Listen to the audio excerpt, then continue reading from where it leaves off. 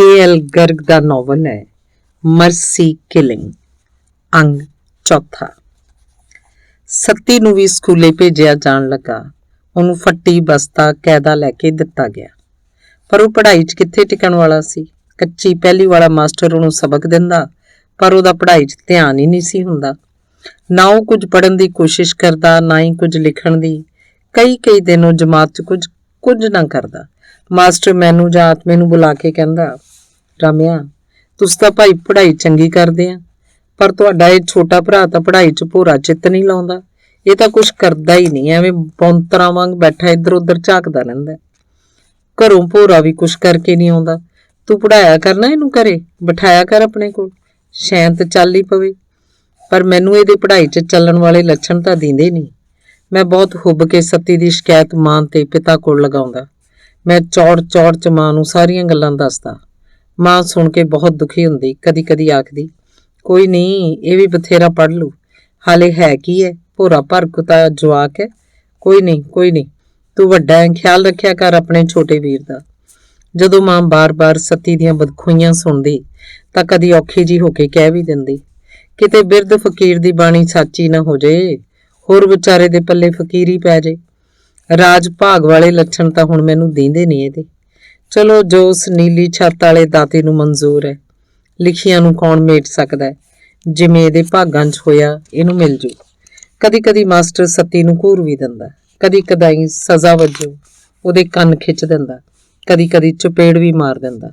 ਨਤੀਜਾ ਸੱਤੀ ਸਕੂਲ ਜਾਣੋਂ ਡਰ ਮੰਨਣ ਲੱਗ ਪਿਆ। ਸਕੂਲ ਜਾਣ ਵੇਲੇ ਰਿਆੜ ਪਾ ਕੇ ਬਹਿ ਜਾਂਦਾ, ਜ਼ਮੀਨ ਤੇ ਲਿਟ ਚੰਗਿਆੜਾ ਮਾਰਨ ਲੱਗ ਪੈਂਦਾ। ਅਸੀਂ ਕਈ ਵਾਰੀ ਉਹਨੂੰ ਘਸੀਟ ਸਕੂਲ ਲੈ ਜਾਣ ਦੀ ਕੋਸ਼ਿਸ਼ ਕਰਦੇ, ਪਰ ਕਈ ਵਾਰੀ ਆਪ ਲੇਟ ਹੋਣ ਡਰੋਂ ਉਹਨੂੰ ਰੋਂਦੇ ਚੀਖਦੇ ਨੂੰ ਘਰ ਹੀ ਛੱਡ ਜਾਂਦੇ। ਹੁਣ ਉਹਨੇ ਇੱਕ ਨਵਾਂ ਹੀ ਰੱਥ ਫੜ ਲਿਆ ਹੋਇਆ ਸੀ। ਉਹ ਆਪਣਾ ਫੱਟੀ ਬਸਤਾ ਸਕੂਲ ਹੀ ਸੁੱਟ ਆਉਂਦਾ। ਘਰੋਂ ਤਾਂ ਲੈ ਕੇ ਜਾਂਦਾ, ਪਰ ਰਾਹ 'ਚ ਜਾਂ ਫਿਰ ਸਕੂਲ 'ਚ ਹੀ ਭੁੱਲ ਆਉਂਦਾ। ਕਦੀ ਉਹਦਾ ਬਸਤਾ ਲੱਭ ਪੈਂਦਾ, ਕਦੀ ਗੁਆਚ ਵੀ ਜਾਂਦਾ। ਪਿਤਾ ਖਿੱਝ ਕੇ ਆਖਦਾ, ਇਹਨੂੰ ਰੋਜ਼ ਫੱਟੀ ਬਸਤਾ ਕਿੱਥੋਂ ਲੈ ਕੇ ਦੇਈਏ, ਇਹਨੇ ਤਾਂ ਕੰਮ ਹੀ ਇਹ ਫੜ ਲਿਆ। ਪੜ੍ਹਨਾ ਪੜ੍ਹੇ, ਨਹੀਂ ਪੜ੍ਹਨਾ ਨਾ ਪੜ੍ਹੇ, ਖਸਮਾਂ ਨੂੰ ਖਾਵੇ। ਮਾਂ ਹਾਲੇ ਵੀ ਕਲਪਦੀ, ਸੱਤੀ ਦੇ ਬਾਊ, ਇਹਨੂੰ ਕਿਸੇ ਸਿਰੇ ਤਾਂ ਲਾਉਣਾ ਹੀ ਪੈਣਾ ਹੈ। ਇਉਂ ਇਹਦਾ ਹੁਣੇ ਖਹਿੜਾ ਛੱਡ ਕੇ ਗੱਲ ਕਿੱਧਰ ਨੂੰ ਜਾਊ। ਆਪਾਂ ਨੂੰ ਇਸ ਜਵਾਕ ਨਾਲ ਸਬਰ ਤੋਂ ਕੰਮ ਲੈਣਾ ਪਊ। ਪੜੂ ਨਾ ਤਾਂ ਇਹ ਕਰੂ ਕੀ ਸਾਰੀ ਉਮਰ। ਇਹਨੂੰ ਧੱਕੇ ਖਾਣ ਲਈ ਤਾਂ ਨਹੀਂ ਨਾ ਛੱਡਿਆ ਜਾ ਸਕਦਾ। ਮਾਂ ਦੀ ਕਲਪਨਾ ਸੁਣ ਕੇ ਪਿਤਾ ਚੁੱਪ ਕਰ ਜਾਂਦਾ, ਜਾਂ ਕਈ ਵਾਰ ਅੱਕ ਕੇ ਕਹਿ ਦਿੰਦਾ, ਕਰੀ ਜਾਊ ਫਿਰ ਜਿਵੇਂ ਹੁੰਦਾ। ਮੈਂ ਨਹੀਂ ਇਹਨੂੰ ਰੋਜ਼ ਨਵਾਂ ਫੱਟੀ ਬਸਤਾ ਲੈ ਕੇ ਦੇ ਸਕਦਾ।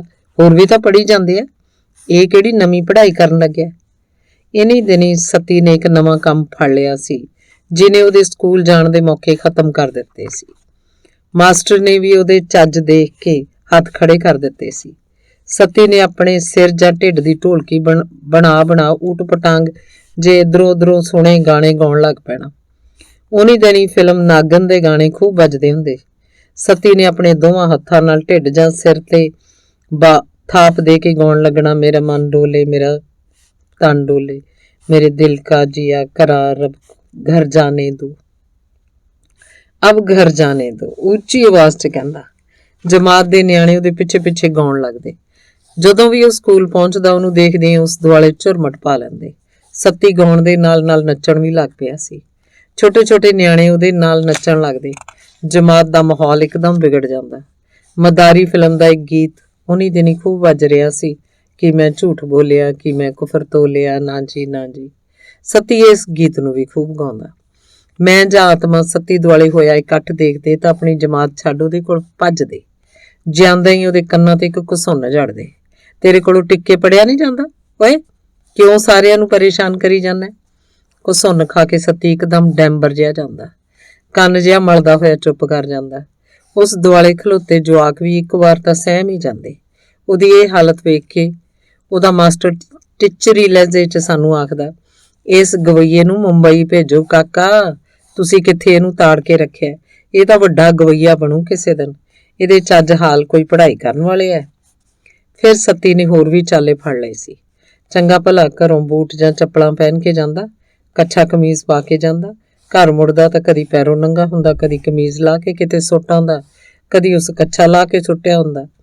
ਟੱਬਰ ਲਈ ਇਹ ਇੱਕ ਨਵਾਂ ਹੀ ਝੰਜਟ ਪੈਦਾ ਹੋ ਗਿਆ ਸੀ। ਟੱਬਰ ਨੂੰ ਉਦੋਂ ਹੀ ਮਹਿਸੂਸ ਹੋਣਾ ਸ਼ੁਰੂ ਹੋ ਗਿਆ ਸੀ ਕਿ ਸੱਤੀ ਦੇ ਦਿਮਾਗ 'ਚ ਕੋਈ ਨੁਕਸ ਜ਼ਰੂਰ ਸੀ। ਉਦੋਂ ਹੀ ਉਹਨੂੰ ਸਿੱਧਰਾ ਸਮਝਿਆ ਜਾਣ ਲੱਗਾ ਸੀ। 1 2 4 ਵਾਰ ਏਦਾਂ ਹੋ ਜਾਣ ਤੇ ਮਾਂ ਫਿਕਰ ਕਰਨ ਲੱਗੀ ਸੀ। ਮੁੜ ਪਿਤਾ ਨੂੰ ਆਖਦੀ, ਮੈਨੂੰ ਤਾਂ ਸੱਤੀ ਦਾ ਦਿਮਾਗ ਸਹੀ ਨਹੀਂ ਲੱਗਦਾ, ਇਹਨੂੰ ਕਿਸੇ ਹਕੀਮ ਨੂੰ ਹੀ ਦਿਖਾ ਲਈਏ, ਇਹ ਆਮ ਜਵਾਕਾ ਜਿਹਾ ਤਾਂ ਲੱਗਦਾ ਹੀ ਨਹੀਂ। ਸੁਣ ਕੇ ਪਿਤਾ ਘੇਸਲ ਮਾਰ ਛੱਡਦਾ।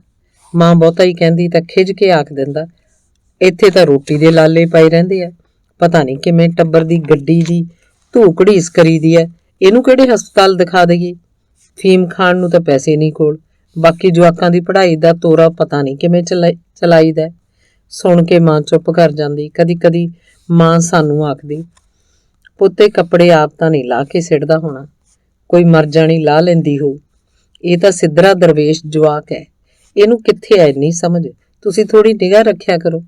ਕੇਰਾ ਮੇਰੇ ਹੱਥ ਆ ਜੇ ਇਹੋ ਜਿਹੀ ਦੁਸ਼ਟਨੀ, ਮੈਂ ਗੁੱਤ ਕਿਹੜਾ ਨਾ ਪੱਟ ਕੇ ਉਹਦੇ ਹੱਥ ਫੜਾ ਦੂੰ, ਤੁਸੀਂ ਨਿਗਾਹ ਰੱਖਿਓ ਕੇਰਾ। ਅਸੀਂ ਕਈ ਵਾਰੀ ਸੱਤੀ ਦਾ ਪਿੱਛਾ ਵੀ ਕਰਦੇ, ਪਰ ਸਾਡੇ ਹੱਥ ਪੱਲੇ ਕਦੇ ਕੁਛ ਨਹੀਂ ਸੀ ਪਿਆ। ਆਖਰ ਸਕੂਲ ਮਾਸਟਰ ਨੇ ਵੀ ਹੱਥ ਬੰਨ੍ਹ ਦਿੱਤੇ ਸਨ।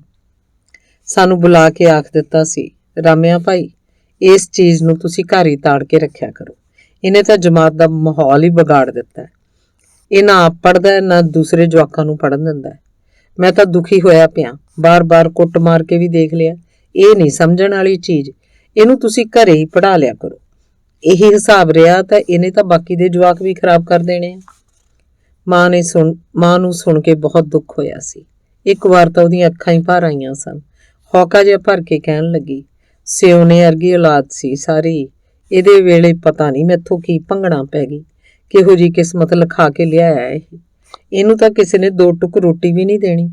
ਵਿਧ ਮਾਤਾ ਨੇ ਪਤਾ ਨਹੀਂ ਕਿਹੜੀ ਪੁੱਠੀ ਕਲਮ ਨਾਲ ਇਹਦੇ ਮੱਥੇ ਤੇ ਲੀਕਾਂ ਵਾਹੀਆਂ ਤੇ ਸੱਤੀ ਦਾ ਸਕੂਲ ਜਾਣਾ ਛੁੱਟ ਗਿਆ ਸੀ। ਹੁਣ ਉਹ ਮਹੱਲੇ 'ਚ ਤੁਰਦਾ ਫਿਰਦਾ ਰਹਿੰਦਾ। ਵਿਹਲੜ ਮੁੰਡੇ ਉਹਨੂੰ ਹਰ ਵੇਲੇ ਘੇਰੀ ਰੱਖਦੇ, ਉਹਨੂੰ ਤੜਿਆ ਆਖਦੇ, ਓਏ ਸੱਤੀ, ਉਹ ਗਾਣਾ ਸੁਣਾ ਤਾ ਓਏ, ਤਨ ਡੋਲੇ ਵਾਲਾ। ਸੁਣ ਕੇ ਸੱਤੀ ਤਿੜ ਜਾਂਦਾ, ਕਦੀ ਸਿਰ ਤੇ ਕਦੀ ਢਿੱਡ ਦੀ ਢੋਲਕੀ ਵਜਾ ਤਨ ਡੋਲੇ ਮਨ ਡੋਲੇ ਗਾਉਣ ਲੱਗ ਪੈਂਦਾ। ਸੁਣ ਕੇ ਮੁੰਡੇ ਤਾੜੀਆਂ ਮਾਰ ਹੱਸਦੇ। ਤਾੜੀਆਂ ਦੀ ਆਵਾਜ਼ ਸੁਣ ਕੇ ਸੱਤੀ ਹੋਰ ਵੀ ਜ਼ਿਆਦਾ ਚੰਬਲ ਜਾਂਦਾ। ਉੱਚੀ ਤੋਂ ਉੱਚੀ ਆਵਾਜ਼ ਕੱਢਦਾ। ਕਦੀ ਕਦੀ ਉਹਦੀ ਆਵਾਜ਼ ਪਾਟ ਵੀ ਜਾਂਦੀ। ਕਦੀ ਕਦੀ ਜੇ ਉਹਦਾ ਮੂਡ ਠੀਕ ਨਾ ਹੁੰਦਾ ਤਾਂ ਉਹ ਗਾਉਣ ਤੋਂ ਨਾਂਹ ਕਰ ਦਿੰਦਾ। ਫਿਰ ਮੁੰਡੇ ਉਹਨੂੰ ਲਾਲਚ ਦੇਣ ਲੱਗਦੇ, ਉਹਦੀ ਖੁਸ਼ਾਮਦ ਕਰਨ ਲੱਗਦੇ।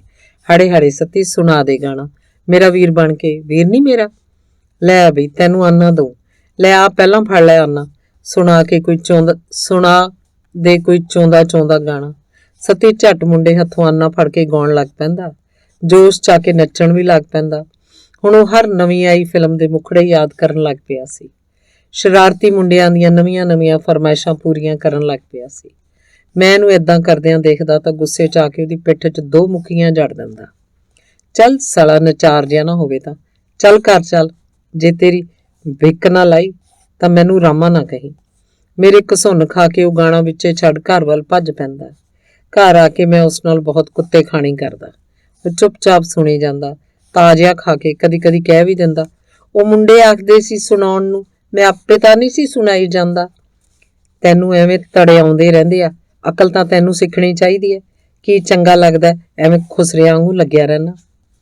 ਜੇ ਮੈਂ ਫੇਰ ਦੇਖ ਲਿਆ ਨਾ ਤੈਨੂੰ ਏਦਾਂ ਕਰਦੇ, ਦੇਖ ਲਈ ਫਿਰ ਤੇਰੀ ਹੱਡੀ ਬੂਟੀ ਇੱਕ ਕਰ ਦੇਣੀ ਆ ਮੈਂ।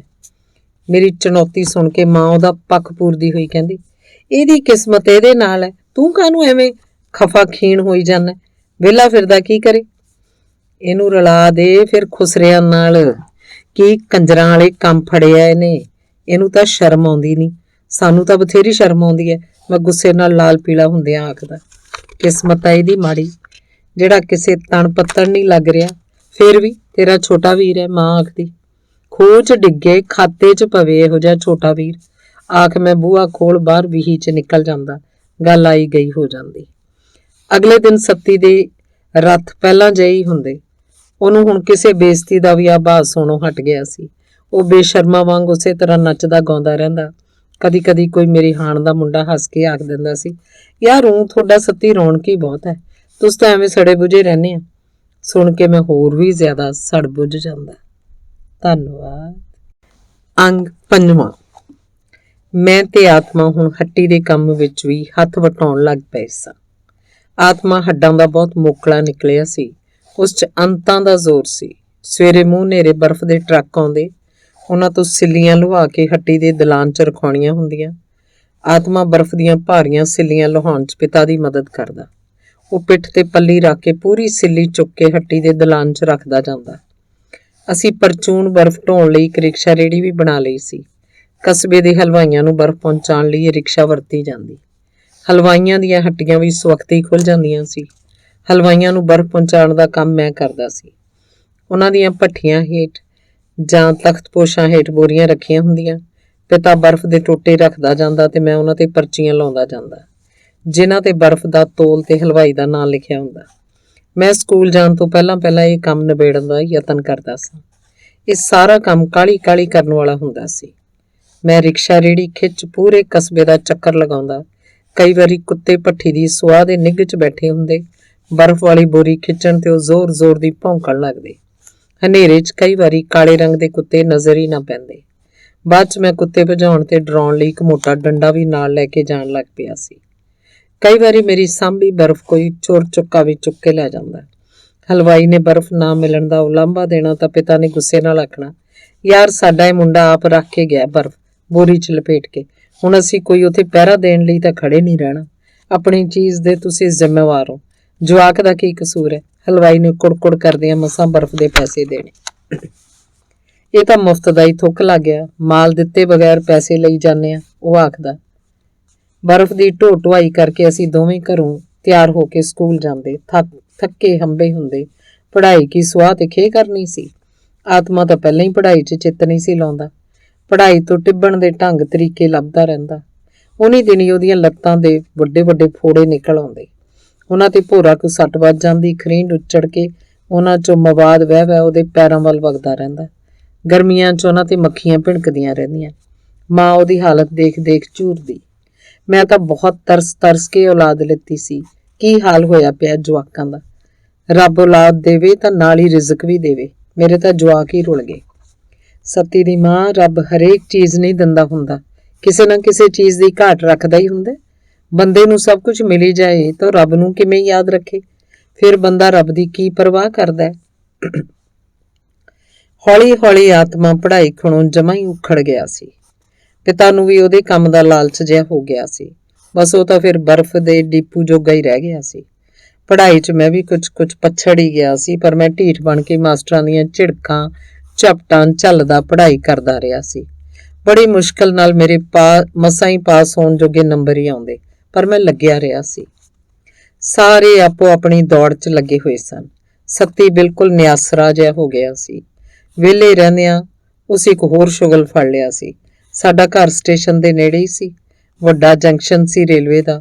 ਗੱਡੀਆਂ ਦੇ ਆਉਣ ਜਾਣ ਦੀ ਆਵਾਜ਼ ਸਾਡੇ ਘਰ ਆਮ ਹੀ ਸੁਣਾਈ ਦਿੰਦੀ ਰਹਿੰਦੀ। ਸਤੀ ਨੇ 2 ਝੰਡੀਆਂ ਲਾਲ ਤੇ ਹਰੇ ਰੰਗ ਦੀਆਂ ਘਰ ਵਾਲਿਆਂ ਤੋਂ ਚੋਰੀ ਬਣਾ ਲਈਆਂ ਸਨ। ਇੱਕ ਸੀਟੀ ਵੀ ਪਤਾ ਨਹੀਂ ਕਿੱਥੋਂ ਲੈ ਆਇਆ ਸੀ। ਉਹ ਅੱਖ ਬਚਾ ਕੇ ਆਪਣਾ ਇਹ ਸਮਾਨ ਲੈ ਕੇ ਸਟੇਸ਼ਨ ਤੇ ਪਹੁੰਚ ਜਾਂਦਾ। ਖੜੀ ਗੱਡੀ ਦੇਖ ਕੇ 1-2 ਭਲਵਾਨੀ ਗੇੜੇ ਪਲੇਟਫਾਰਮ ਤੇ ਕੱਢਦਾ। ਮੌਕਾ ਤਾੜ ਕੇ ਹਰੀ ਝੰਡੀ ਲਹਿਰਾਉਣ ਲੱਗ ਪੈਂਦਾ ਤੇ ਜ਼ੋਰ ਦੀ ਸੀਟੀ ਮਾਰ ਦਿੰਦਾ। ਉਹਦੀ ਝੰਡੀ ਹਿਲਦੀ ਦੇਖ ਤੇ ਲੰਮੀ ਸੀਟੀ ਦੀ ਆਵਾਜ਼ ਸੁਣ ਸਟੇਸ਼ਨ ਤੇ ਇੱਕ ਵਾਰ ਤਾਂ ਭਾਜੜ ਜੀ ਪੈ ਜਾਂਦੀ। ਸਵਾਰੀਆਂ ਕਾਹਲੀ ਗੱਡੀ ਦੇ ਡੱਬਿਆਂ 'ਚ ਵੜਨ ਲੱਗਦੀਆਂ।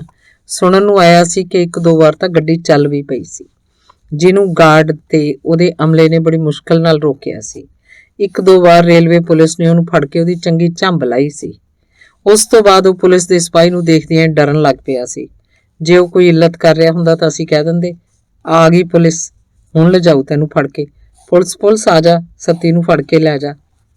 ਸਾਡੇ ਇੰਨਾ ਕਹਿਣ ਤੇ ਹੀ ਉਹ ਛਹਿ ਜਾਂਦਾ ਤੇ ਇੱਲਤ ਕਰਨੋਂ ਝੱਟ ਹਟ ਜਾਂਦਾ। ਪੁਲਿਸ ਦੀ ਕੁੱਟ ਖਾਣ ਤੇ ਉਹ ਕੁਝ ਢੀਠ ਜਿਹਾ ਵੀ ਹੋ ਗਿਆ ਸੀ, ਜਿਵੇਂ ਉਸ ਮਨ ਹੀ ਮਨ ਧਾਰ ਲਈ ਹੋਵੇ। 2 ਪਈਆਂ ਵਿਸਰ ਗਈਆਂ ਸਦਕੇ ਮੇਰੀ ਢੂਈ ਦੇ। ਉਲਾਂਭੇ ਤੇ ਸ਼ਿਕਾਇਤਾਂ ਆਉਣ ਤੇ ਘਰੇ ਵੀ ਉਸ ਨਾਲ ਬਥੇਰੀ ਕੁੱਤੇ ਖਾਣੀ ਹੁੰਦੀ। ਝਿੜਕਾਂ ਪੈਂਦੀਆਂ, ਪਰ ਉਹ ਹੁਣ ਉਸ ਤੇ ਇਹਦਾ ਕੋਈ ਅਸਰ ਨਹੀਂ ਸੀ ਹੁੰਦਾ। ਉਹ ਫਿਰ ਅੱਖ ਬਚਾ ਕੇ ਸਟੇਸ਼ਨ ਤੇ ਪਹੁੰਚ ਜਾਂਦਾ, ਆਪਣਾ ਸ਼ੁਗਲ ਕਰਦਾ ਰਹਿੰਦਾ। ਉੱਥੋਂ ਵੀ ਫਿਰ ਲਾਹਨਤਾਂ ਖਾ ਕੇ ਘਰ ਮੁੜ ਆਉਂਦਾ। ਰੋਜ਼ ਕੁੱਟ ਤੇ ਗਾਲਾਂ ਖਾਣ ਦੀ ਤਾਂ ਉਹਦੀ ਜਿਵੇਂ ਆਦਤ ਹੀ ਬਣ ਗਈ ਹੋਵੇ।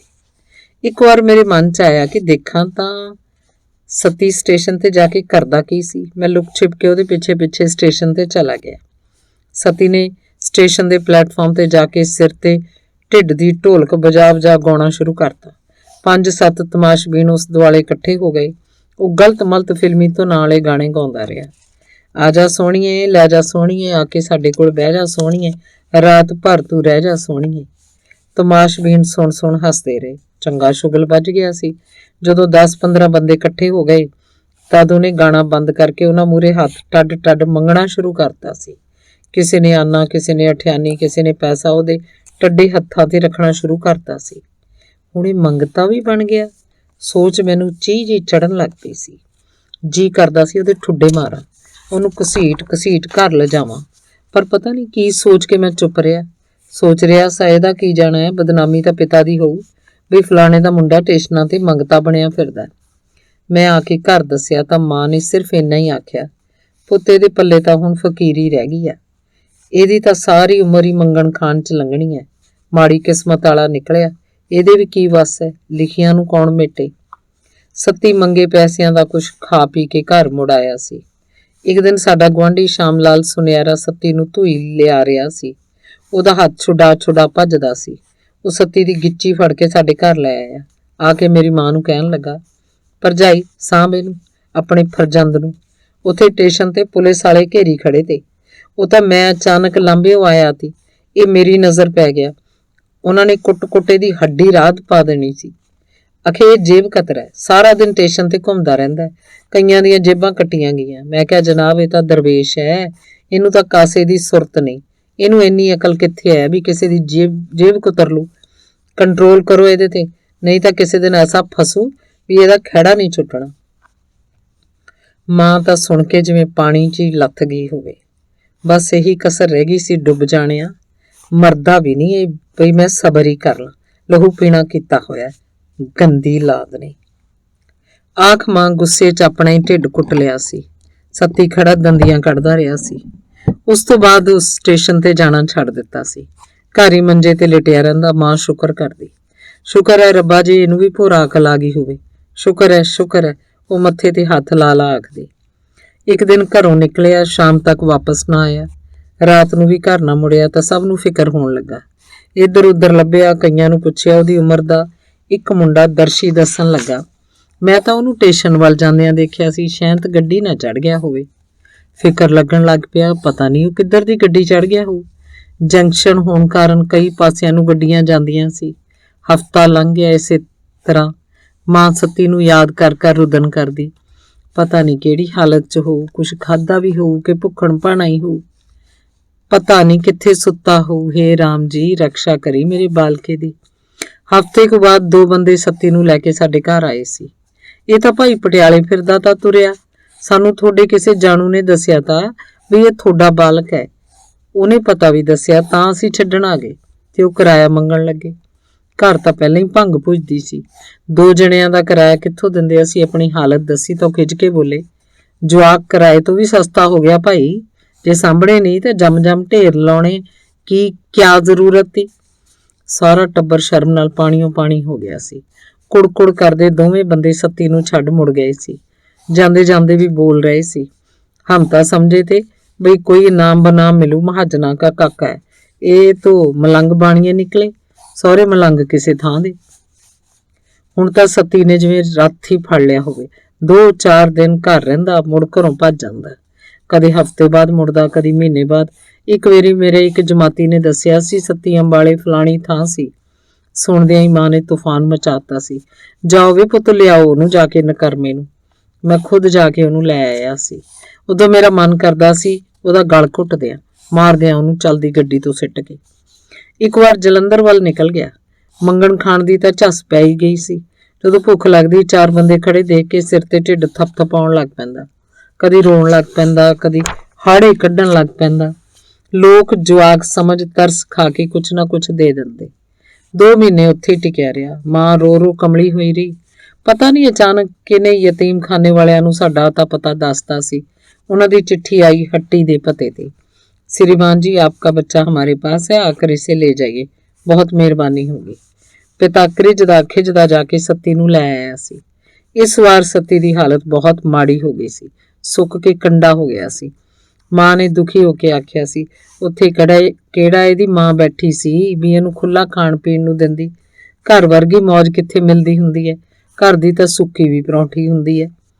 ਸੱਤੀ ਸੱਚਮੁੱਚ ਦਾ ਫਕੀਰ ਹੋ ਗਿਆ ਸੀ। ਉਹਦੇ ਪੈਰਾਂ 'ਚ ਚੱਕਰ ਸੀ, ਘਰੋਂ ਨਿਕਲਿਆ ਹੀ ਰਹਿੰਦਾ। ਧੰਨਵਾਦ। ਅੰਗ 6ਵਾਂ।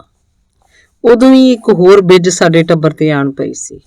ਬਰਫ਼ ਦੇ ਕਾਰਖਾਨੇ ਵਾਲਿਆਂ ਦੇ ਪੂਰੇ ਪੈਸੇ ਨਹੀਂ ਸਨ ਮੁੜਦੇ। ਉਹਨਾਂ ਦੀ ਰਕਮ ਦਿਨੋਂ ਦਿਨ ਸਾਡੇ ਸਿਰ ਵੱਧਦੀ ਜਾਂਦੀ ਸੀ। 7 ਜੀਆਂ ਦਾ ਘਰ ਦਾ ਖਰਚ ਸੀ, ਖਾਣ ਪਾਉਣ ਦਾ ਪੂਰਾ ਨਹੀਂ ਸੀ ਪੈਂਦਾ। ਆਖਰ ਉਹਨਾਂ ਸਾਡਾ ਬਰਫ਼ ਦਾ ਡਿਪੂ ਰੱਦ ਕਰ ਦਿੱਤਾ। ਸਾਨੂੰ ਕਾਰਖਾਨਿਓਂ ਬਰਫ਼ ਚੁਕਾਉਣੀ ਬੰਦ ਕਰ ਦਿੱਤੀ। ਪਿਤਾ ਤਾਂ ਬਿਲਕੁਲ ਹੀ ਵਿਹਲਾ ਹੋ ਗਿਆ ਸੀ। ਰੋਟੀ ਦੇ ਲਾਲੇ ਪੈਣ ਲੱਗ ਪਏ। ਘਰ ਦੀ ਹਾਲਤ ਤਾਂ ਪਹਿਲਾਂ ਹੀ ਡਾਵਾਂਡੋਲ ਰਹਿੰਦੀ ਸੀ। 10-20 ਦਿਨ ਤਾਂ ਪੁਰਾਣੇ ਭਾਂਡੇ ਟਿੰਡੇ ਵੇਚ-ਵੇਚ ਘਰ ਦਾ ਆਰ ਚੱਲਦਾ ਰਿਹਾ। ਫਿਰ ਜਮਾਂ ਹੀ ਭੁੱਖਿਆਂ ਮਰਨ ਦੀ ਨੌਬਤ ਆ ਗਈ। ਪਿਤਾ ਨੇ ਹਿੰਮਤ ਕਰਕੇ ਪਿੰਡਾਂ 'ਚ ਸਬਜ਼ੀ ਵੇਚਣੀ ਸ਼ੁਰੂ ਕਰਤੀ। ਘਰ 'ਚ ਇੱਕ ਪੁਰਾਣੀ ਸਾਈਕਲ ਪਈ ਸੀ, ਉਸੇ ਦੀ ਠਾਹ ਠੰਬ ਕਰਕੇ ਚਲਾਉਣ ਜੋਗਾ ਕਰ ਲਿਆ। ਪਿਤਾ ਸੁਬਾਹ ਸਵੇਰੇ ਸਬਜ਼ੀ ਮੰਡੀ ਜਾਂਦਾ, ਉੱਥੋਂ 2-2 4-4 ਕਿਲੋ ਹਰ ਤਰ੍ਹਾਂ ਦੀ ਸਬਜ਼ੀ ਖਰੀਦਦਾ ਤੇ ਪਿੰਡਾਂ ਵੱਲ ਚਾਲੇ ਪਾ ਦਿੰਦਾ। ਉਨੀ ਦਿਨੀ ਪਿੰਡਾਂ ਵਾਲਿਆਂ ਕੋਲ ਨਗਦ ਪੈਸੇ ਨਹੀਂ ਸੀ ਹੁੰਦੇ। ਅਨਾਜ ਵੱਟੇ ਹੀ ਉਹ ਘਰ ਦੀਆਂ ਚੀਜ਼ਾਂ ਵਸਤਾਂ ਲੈਂਦੇ। ਸ਼ਾਮ ਨੂੰ ਪਿਤਾ ਕਈ ਤਰ੍ਹਾਂ ਦੇ ਅਨਾਜ ਪੱਲੀ ਦੀਆਂ ਬਣੀਆਂ ਖੁਰਜੀਆਂ 'ਚ ਲੈ ਕੇ ਘਰ ਮੁੜਦਾ। ਪੂਰੀ ਤਰ੍ਹਾਂ ਥੱਕਿਆ ਟੁੱਟਿਆ ਹੁੰਦਾ। ਅਸੀਂ ਛਾਨਣੇ ਨਾਲ ਅਨਾਜਾਂ ਨੂੰ ਅੱਡ-ਅੱਡ ਕਰਦੇ, ਵਾਧੂ ਦਾ ਅਨਾਜ ਮੰਡੀ 'ਚ ਵੇਚ ਆਉਂਦੇ। ਕੁਝ ਨਾਲ ਘਰ ਦਾ ਗੁਜ਼ਾਰਾ ਚੱਲਦਾ। ਹਾਲ ਦੀ ਘੜੀ ਰੋਟੀ ਪਾਣੀ ਦਾ ਕੰਮ ਚੱਲਣ ਲੱਗ ਪਿਆ ਸੀ। ਬਰਫ਼ ਦਾ ਡਿਪੂ ਛੁੱਟਣ ਤੇ ਘਰ ਦੇ ਸਾਰੇ ਜੀ ਆਪੋ ਆਪਣੇ ਢੰਗ ਨਾਲ ਘਰ ਨੂੰ ਢੋਈ ਦੇਣ ਲੱਗ ਪਏ ਸੀ। ਵੱਡਾ ਆਤਮ ਕਿਸੇ ਰਫੂਜ਼ੀ ਬਖਸ਼ੇ ਨਾਲ ਚਾਹ ਦੁੱਧ ਦੀ ਦੁਕਾਨ 'ਚ ਸਾਂਝੀਦਾਰ ਹੋ ਗਿਆ ਸੀ। ਬਰਫ਼ ਦਾ ਕੰਮ ਵੀ ਉਹਨਾਂ ਨਾਲ ਕਰ ਲਿਆ ਸੀ। ਉਹ ਦੋਵੇਂ ਵਾਰੋ-ਵਾਰੀ ਦੁਕਾਨ ਤੇ ਬਹਿੰਦੇ। ਸ਼ਾਮ ਵੇਲੇ ਉਹਨਾਂ ਦੀ ਦੁਕਾਨ ਤੇ ਜ਼ਿਆਦਾ ਭੀੜ ਹੁੰਦੀ। ਕਸਬੇ ਦੇ ਅਮੀਰ ਘਰਾਂ ਦੇ ਵਿਗੜੇ ਮੁੰਡੇ ਉਹਨਾਂ ਦੀ ਹੱਟੀ ਤੇ ਆਮਲੇਟ ਜਾਂ ਅੰਡਿਆਂ ਦੀ ਭੁਰਜੀ ਖਾਣ ਆਉਂਦੇ। ਉਨੀ ਦਿਨੀ ਹਾਲੇ ਬਾਣੀਆਂ ਦੇ ਮੁੰਡੇ ਲੁਕ ਛਿਪ ਕੇ ਅੰਡੇ ਖਾਂਦੇ ਹੁੰਦੇ। ਅੰਡੇ ਵੇਚਣਾ ਵੀ ਉਨਾ ਹੀ ਮਾੜਾ ਗਿਣਿਆ ਜਾਂਦਾ ਜਿੰਨਾ ਅੰਡੇ ਖਾਣਾ। ਸ਼ੁਰੂ 'ਚ ਲੋਕਾਂ ਨੇ ਵੱਡੇ ਘਰਾਂ ਦੇ ਇਸ ਕੰਮ ਤੋਂ ਕਾਫੀ ਨਿੰਦ ਵਿਚਾਰ ਕੀਤੀ ਸੀ। ਲੋਕ ਤਰ੍ਹਾਂ ਦੀਆਂ ਗੱਲਾਂ ਕਰਦੇ, ਲੈ ਇਹ ਆਤਮੇ ਨੇ ਕੀ ਰੱਥ ਫੜ ਲਿਆ, ਬਾਣੀਆਂ ਪੁੱਤ ਹੋ ਕੇ ਅੰਡੇ ਵੇਚਣ ਲੱਗ ਪਿਆ। ਆਤਮੇ ਦੀ ਤਾਂ ਮੱਤ ਹੀ ਮਾਰੇਗੀ, ਇਹਨੂੰ ਹੋਰ ਨਹੀਂ ਕੋਈ ਕੰਮ ਮਿਲਿਆ। ਭੈਂਚੋ 50 ਕੰਮ ਹੈ, ਜਿਹੜੇ ਮਰਜ਼ੀ ਆ ਕਰ ਲਓ। ਕੋਈ ਇਉਂ ਵੀ ਕਹਿੰਦਾ, ਭਾਈ ਭੁੱਖ ਕਰਾਉਂਦੀ ਆ ਸਭ ਕੁਛ। ਐਂ ਕਿਹਦਾ ਚਿੱਤ ਕਰਦਾ ਹੁੰਦਾ ਆਪਣਾ ਦੀਨ ਮਾਨ ਛੱਡਣ ਨੂੰ, ਮੌਤ ਤੋਂ ਭੁੱਖ ਬੁਰੀ। ਭਰਾ ਜਦੋਂ ਸੁਣਦਾ ਤਾਂ ਗੁੱਸੇ 'ਚ ਲਾਲ ਪੀਲਾ ਹੋ ਕੇ ਆਖਦਾ, ਓਏ ਸਿੱਖਿਆ ਦੇਣ ਵਾਲਿਆਂ ਦਾ ਕੀ ਕਹਿਣਾ, ਜਿਹਨੇ ਆਪਣੀ ਕੁੜੀ ਦਾ ਰਿਸ਼ਤਾ ਅੰਡੇ ਵੇਚਣ ਵਾਲੇ ਨੂੰ ਨਹੀਂ ਕਰਨਾ ਨਾ ਕਰੇ। ਅਹੀਂ ਤਈ ਮਰਾਉਣ, ਭੁੱਖੇ ਮਰਦਿਆਂ ਨੂੰ ਕਿਹੜਾ ਇਹ ਥਾਲੀਆਂ 'ਚ ਪਰੋਸ ਦੇਣਗੇ ਖਾਣ ਨੂੰ। ਕੰਜਰ ਦਿਆਂ ਕੋਲੋਂ ਖਾਂਦੇ ਜਰੇ ਨਹੀਂ ਜਾਂਦੇ। ਭਰਾ ਤਾਂ ਸੁਣ ਕੇ ਗਾਲੀ ਉਤਰ ਆਉਂਦਾ। ਮੈਂ ਹਾਲੇ ਵੀ ਪੜ੍ਹਨਾ ਚਾਹੁੰਦਾ ਸੀ। ਪਿਤਾ ਨੇ ਸਬਜ਼ੀ ਵਾਲੇ ਕੰਮ ਨਾਲ ਤਾਂ ਮਸਾਂ ਘਰ ਦਾ ਹੀ ਪੂਰਾ ਪੈਂਦਾ। ਜਵਾਕਾਂ ਨੂੰ ਤਾਂ ਬਥੇਰੀਆਂ ਚੀਜ਼ਾਂ ਦੀ ਲੋੜ ਹੁੰਦੀ ਸੀ, ਕੱਪੜਾ ਲੀੜਾ ਜੁੱਤੇ ਪੜ੍ਹਾਈ ਦਾ ਖਰਚ। ਮੈਂ ਵਿਹਲੇ ਸਮੇਂ ਲਿਫਾਫੇ ਬਣਾਉਣ ਦਾ ਕੰਮ ਸ਼ੁਰੂ ਕਰ ਲਿਆ ਸੀ। ਮੈਂ ਕਬਾੜੀਆਂ ਤੋਂ ਆਪਣੇ ਸਹਿਪਾਠੀ ਮੁੰਡਿਆਂ ਘਰੋਂ ਤੇ ਹੋਰ ਵੀ ਦੁਕਾਨਾਂ ਤੋਂ ਕਾਪੀਆਂ ਦੀ ਰੱਦੀ ਲਿਆਉਂਦਾ। ਲਿਫਾਫੇ ਬਣਾ ਹਲਵਾਈਆਂ ਕਰਿਆਨੇ ਵਾਲਿਆਂ ਫਲਾਂ ਦੀਆਂ ਰੇਹੜੀਆਂ ਵਾਲਿਆਂ ਨੂੰ ਵੇਚ ਆਉਂਦਾ। ਲਿਫਾਫਿਆਂ ਦੀ ਮੰਗ ਵਧਣ ਤੇ ਮੈਂ ਆਂਢ ਗੁਆਂਢ ਦੇ ਛੋਟੇ ਮੁੰਡਿਆਂ ਨੂੰ ਟੌਫੀਆਂ ਤੇ ਪੈਸੇ ਟਕੇ ਦਾ ਲਾਲਚ ਦੇ ਲਿਫਾਫੇ ਬਣਾਉਣ ਆਪਣੇ ਨਾਲ ਲਗਾ ਲੈਂਦਾ। ਛੋਟੇ ਮੋਟੇ ਲਾਲਚ 'ਚ ਉਹ ਜਿੱਦ ਕੰਮ ਕਰਦੇ। ਮੇਰਾ ਇਹ ਕੰਮ ਕਾਫੀ ਰੜਨ ਲੱਗ ਪਿਆ ਸੀ। ਉਨੀ ਦਿਨੀ ਰੂਸ, ਰੋਮਾਨੀਆ, ਯੂਗੋਸਲਾਵੀਆ ਆਦਿ ਕਮਿਊਨਿਸਟ ਦੇਸ਼ਾਂ ਤੋਂ ਵਧੀਆ ਕਾਗਜ਼ਾਂ ਤੇ ਵੰਨ-ਸੁਵੰਨੀਆਂ ਮੂਰਤਾਂ ਵਾਲੇ ਮੈਗਜ਼ੀਨ ਆਉਂਦੇ। ਡਾਕੀਆ ਮੈਨੂੰ ਉਹ ਚੋਰੀਓਂ ਵੇਚ ਜਾਂਦਾ। ਉਹਨਾਂ ਲਿਫਾਫਿਆਂ ਦੀ ਬਹੁਤ ਮੰਗ ਸੀ। ਸਾਲ 6 ਮਹੀਨੇ ਕੰਮ ਚੱਲਦਾ ਰਿਹਾ। ਫਿਰ ਪਤਾ ਨਹੀਂ ਡਾਕੀਆ ਫੜਿਆ ਗਿਆ ਜਾਂ ਸਖਤੀ ਹੋ ਗਈ। ਉਹ ਮੈਗਜ਼ੀਨ ਆਉਣੇ ਤਾਂ ਬੰਦ ਨਹੀਂ ਸੀ ਹੋਏ, ਪਰ ਮੈਨੂੰ ਮਿਲਣੋਂ ਬੰਦ ਹੋ ਗਏ। ਇਨੀ ਦਿਨ ਇੱਕ ਹੋਰ ਘਟਨਾ ਘਟੀ ਜਿਹਦੀ ਜ਼ਲਾਲਤ ਮੈਂ ਵੱਡੀ ਉਮਰ ਤੱਕ ਮਹਿਸੂਸ ਕਰਦਾ ਰਿਹਾ। ਸਾਡੇ ਘਰ ਦੇ ਨਾਲ ਹਰਿਆਣੇ, ਉਦੋਂ ਹਾਲੇ ਹਰਿਆਣਾ ਨਹੀਂ ਸੀ ਬਣਿਆ, ਤੇ ਜੀਂਦ ਵਾਲੇ ਇਲਾਕੇ 'ਚੋਂ ਇੱਕ ਮਾਸਟਰ ਗੁਲਜ਼ਾਰੀ ਲਾਲ ਨਵਾਂ ਆਇਆ ਸੀ। ਉਹ ਸਾਡੇ ਸਕੂਲ ਦੀ 5ਵੀਂ ਜਮਾਤ ਨੂੰ ਪੜ੍ਹਾਉਂਦਾ ਸੀ। ਉਹ ਸੌਂਦੀਆਂ ਹੀ ਕਸਬੇ ਦੇ ਅਮੀਰ ਘਰਾਂ ਦੇ ਮੁੰਡੇ ਟਿਊਸ਼ਨ ਲਈ ਅੱਡੇ ਲਾਉਣੇ ਸ਼ੁਰੂ ਕਰਤੇ ਸੀ। ਉਸ ਥੋੜੇ ਜਿਹੇ ਸਮੇਂ 'ਚ ਹੀ ਕਸਬੇ 'ਚ ਐਸੀ ਪੈਂਠ ਬਣਾਈ ਸੀ, ਹਰ ਕੋਈ ਆਪਣਾ ਮੁੰਡਾ ਉਸ ਕੋਲ ਹੀ ਪੜ੍ਹਨ ਲਗਾਉਂਦਾ। ਸਕੂਲ ਤੋਂ ਬਾਅਦ ਉਹਦੇ ਘਰ ਟਿਊਸ਼ਨ ਪੜ੍ਹਨ ਵਾਲੇ ਮੁੰਡਿਆਂ ਦਾ ਮੇਲਾ ਲੱਗਿਆ ਹੁੰਦਾ। ਇੱਕ ਦਿਨ ਮੈਂ ਉਂਝ ਹੀ ਕਿਸੇ ਮੁੰਡੇ ਨੂੰ ਦੇਖਣ ਉਹਦੇ ਘਰ ਚਲਾ ਗਿਆ। ਮੈਂ ਗਿਆ ਤੇ ਉਦੋਂ ਹੀ ਵਾਪਸ ਮੁੜ ਆਇਆ ਸੀ। ਦੇਵਨੇਤ 2-4 ਮੁੰਡਿਆਂ ਦੀਆਂ ਹਿਸਾਬ ਦੀਆਂ ਕਾਪੀਆਂ ਗੁਆਚ ਗਈਆਂ। ਸਿੱਧਾ ਸ਼ੱਕ ਮੇਰੇ ਤੇ ਗਿਆ। ਮੈਂ ਲਿਫਾਫਿਆਂ ਦਾ ਕੰਮ ਜੋ ਕਰਦਾ ਸੀ। ਗੁਲਜ਼ਾਰੀ ਮਾਸਟਰ ਨੇ ਮੈਨੂੰ ਬੁਲਾ ਕੇ ਪੁੱਛਿਆ। ਮੈਂ ਆਪਣੇ ਵੱਲੋਂ ਬਣਦੀ ਸਫਾਈ ਦਿੱਤੀ। ਉਹਦੀ ਤਸੱਲੀ ਨਾ ਹੋਈ ਤਾਂ ਉਹ ਇਹ ਗੱਲ ਦੂਜੇ ਅਧਿਆਪਕਾਂ ਨੂੰ ਵੀ ਦੱਸੀ। ਮੁੱਖ ਅਧਿਆਪਕ ਕੋਲ ਵੀ ਮੇਰੀ ਸ਼ਿਕਾਇਤ ਲਗਾਈ। ਵੱਡੇ ਦਫ਼ਤਰ ਵੀ ਮੇਰੀ ਪੇਸ਼ੀ ਹੋਈ। ਮੈਂ ਉੱਥੇ ਵੀ ਆਪਣੀ ਸਫਾਈ ਦਿੰਦਾ ਰਿਹਾ। ਮੇਰਾ ਕਹਿਣਾ ਸੀ, ਕਿਸੇ ਨੇ ਮੈਨੂੰ ਕਾਪੀਆਂ ਚੁੱਕਦੇ ਵੇਖਿਆ ਹੋਏ ਤਾਂ ਦੱਸੋ। ਫਿਰ ਕਾਪੀਆਂ ਗਈਆਂ ਕਿੱਥੇ? ਇਹ ਕਾਪੀਆਂ ਵਾਲਿਆਂ ਨੂੰ ਪੁੱਛੋ, ਉਹ ਕਿੱਥੇ ਸਿੱਟ ਆਏ। ਆਖਰ ਅੱਕ ਕੇ ਮੈਂ ਇੱਕ ਦਿਨ ਗੁਲਜ਼ਾਰੀ ਮਾਸਟਰ ਨੂੰ ਗਰਮ ਹੋ ਕੇ ਕਹਿਤਾ ਸੀ, ਮਾਸਟਰ ਜੀ, ਮੈਂ ਗਰੀਬ ਜ਼ਰੂਰ ਹਾਂ, ਚੋਰ ਨਹੀਂ। ਪੜ੍ਹਾਈ ਕਰਨ ਲਈ ਦਿਨ ਰਾਤ ਮਿਹਨਤ ਕਰਦਾ, ਕਿਸੇ ਦੀਆਂ ਕਾਪੀਆਂ ਚੁੱਕ ਕੇ ਗੁਜ਼ਾਰਾ ਨਹੀਂ ਕਰਦਾ। ਮੇਰਾ ਕਿਸੇ ਨੇ ਮੁੜ ਕੇ ਨਾ ਲਿਆ ਤਾਂ ਮੈਂ ਉਹਦਾ ਸਿਰ ਪਾੜ ਦੇਣਾ। ਕੋਈ ਸਬੂਤ ਹੈ ਤਾਂ ਲਿਆਓ। ਰੋਜ਼ ਮੈਂ ਨਹੀਂ ਸੁਣੀਆਂ ਝੂਠੀਆਂ ਤੋਹਮਤਾਂ। ਤੇ ਗੱਲ ਠੱਪ ਹੋ ਗਈ। ਪਰ ਮੇਰਾ ਮਨ ਕਿੰਨੀ ਦੇਰ ਦੁੱਖ ਤੇ ਗਲਾਜ਼ਤ 'ਚ ਡੁੱਬਿਆ ਰਿਹਾ। ਜ਼ਿੰਦਗੀ ਤੋਂ ਦਿਲ ਉਚਾਟ ਜਿਹਾ ਹੋ ਗਿਆ। ਮੁੜ ਮੈਂ ਗੁਲਜ਼ਾਰੀ ਨੂੰ ਕਦੇ ਦੁਆ ਸਲਾਮ ਨਾ ਕੀਤੀ। ਉਹਨੂੰ ਦੇਖਦਿਆਂ ਹੀ ਮੈਨੂੰ ਜ਼ਹਿਰ ਚੜ ਜਾਂਦੀ। ਉਦੋਂ ਦੀ ਇੱਕ ਹੋਰ ਗੱਲ ਵੀ ਮੈਨੂੰ ਹੀਣਤਾ ਦਿੰਦੀ ਰਹਿੰਦੀ। ਮੈਂ ਹਰ ਵਾਰੀ ਫੀਸ ਮਾਫੀ ਲਈ ਅਰਜ਼ੀ ਦਿੰਦਾ। ਸਕੂਲ ਵਾਲੇ ਮੇਰੇ ਘਰ ਦੇ ਹਾਲਾਤ ਦੇਖ ਕੇ ਮੇਰੀ ਪੂਰੀ ਫੀਸ ਮਾਫ ਵੀ ਕਰ ਦਿੰਦੇ। ਪਰ ਅਧਿਆਪਕਾਂ ਦੇ ਕੌੜੇ ਬੋਲਾਂ ਦਾ ਦਬਾਅ ਹਮੇਸ਼ਾ ਮੇਰੇ ਮਨ ਤੇ ਬਣਿਆ ਰਹਿੰਦਾ। ਕਦੇ ਕਿਸੇ ਅਧਿਆਪਕ ਨੇ ਜਮਾਤ 'ਚ ਆ ਕੇ ਪੁੱਛਣਾ, ਗਰੀਬਾਂ ਦੇ ਮੁੰਡੇ ਖੜੇ ਹੋ ਜਾਓ, ਜਿਹਦੀ ਫੀਸ ਮਾਫ ਹੈ ਉਹ ਦਰਸ਼ਨ ਦਿਓ ਤਾਂ ਜ਼ਰਾ। ਦਰਸ਼ਨ ਦਿਓ ਸ਼ਬਦ ਆਪਣੇ ਆਪ 'ਚ ਹੀ ਵਿਅੰਗ ਹੁੰਦਾ ਸੀ। ਮੈਂ ਤੇ ਮੇਰੇ ਜਿਹੇ ਹੋਰ ਮੁੰਡਿਆਂ ਨੇ ਸੁੰਗੜ ਕੇ ਖਲੋਣਾ।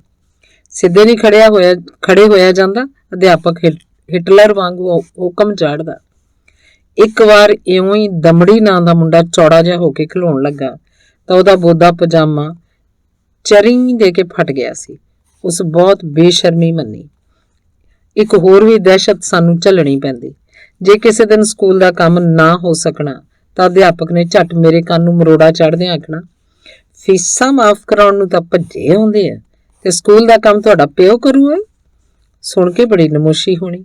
ਕਿਸੇ ਦਿਨ ਕੋਈ ਨਵਾਂ ਕੱਪੜਾ ਲੀੜਾ ਪਾ ਜਾਣਾ ਤਾਂ ਮਾਸਟਰ ਨੇ ਵਿਅੰਗ ਨਾਲ ਕਹਿਣਾ, ਫੀਸ ਦੇਣ ਨੂੰ ਤਾਂ ਕੰਜਰੋਂ ਅਰਜ਼ੀਆਂ ਚੁੱਕੀ ਫਿਰਦੇ ਰਹਿੰਦੇ ਹੋ ਤੇ ਇਹ ਨਵੇਂ ਕੱਪੜੇ ਤੁਹਾਨੂੰ ਕਿਹੜਾ ਤੁਹਾਡਾ ਪਿਓ ਸਵਾ ਕੇ ਦੇ ਦਿੰਦਾ। ਫੀਸਾਂ ਦੇਣ ਵਾਲੇ ਤੁਸੀਂ ਗਰੀਬ ਬਣ ਜਾਂਦੇ ਹੋ ਤੇ ਇਹ ਸ਼ੌਕੀਨੀਆਂ ਤੁਹਾਡੀਆਂ ਮਾਣ ਨਹੀਂ। ਜਿੱਥੋਂ ਤੱਕ ਸਾਡਾ ਜ਼ੋਰ ਲੱਗਦਾ ਸੀ ਜਮਾਂ ਹੀ ਯਤੀਮਾਂ ਜੇ ਬਣ ਮਾੜੇ ਹਾਲ ਹੀ ਜਮਾਤ 'ਚ ਜਾਂਦੇ ਤਾਂ ਕਿ ਦੇਖਣ ਨੂੰ ਅਸੀਂ ਗਰੀਬੜੇ ਜਿਹੇ ਹੀ ਲੱਗੀਏ, ਮਾਸਟਰਾਂ ਦੀਆਂ ਨਜ਼ਰਾਂ 'ਚ ਨਾ ਹੀ ਆਈਏ।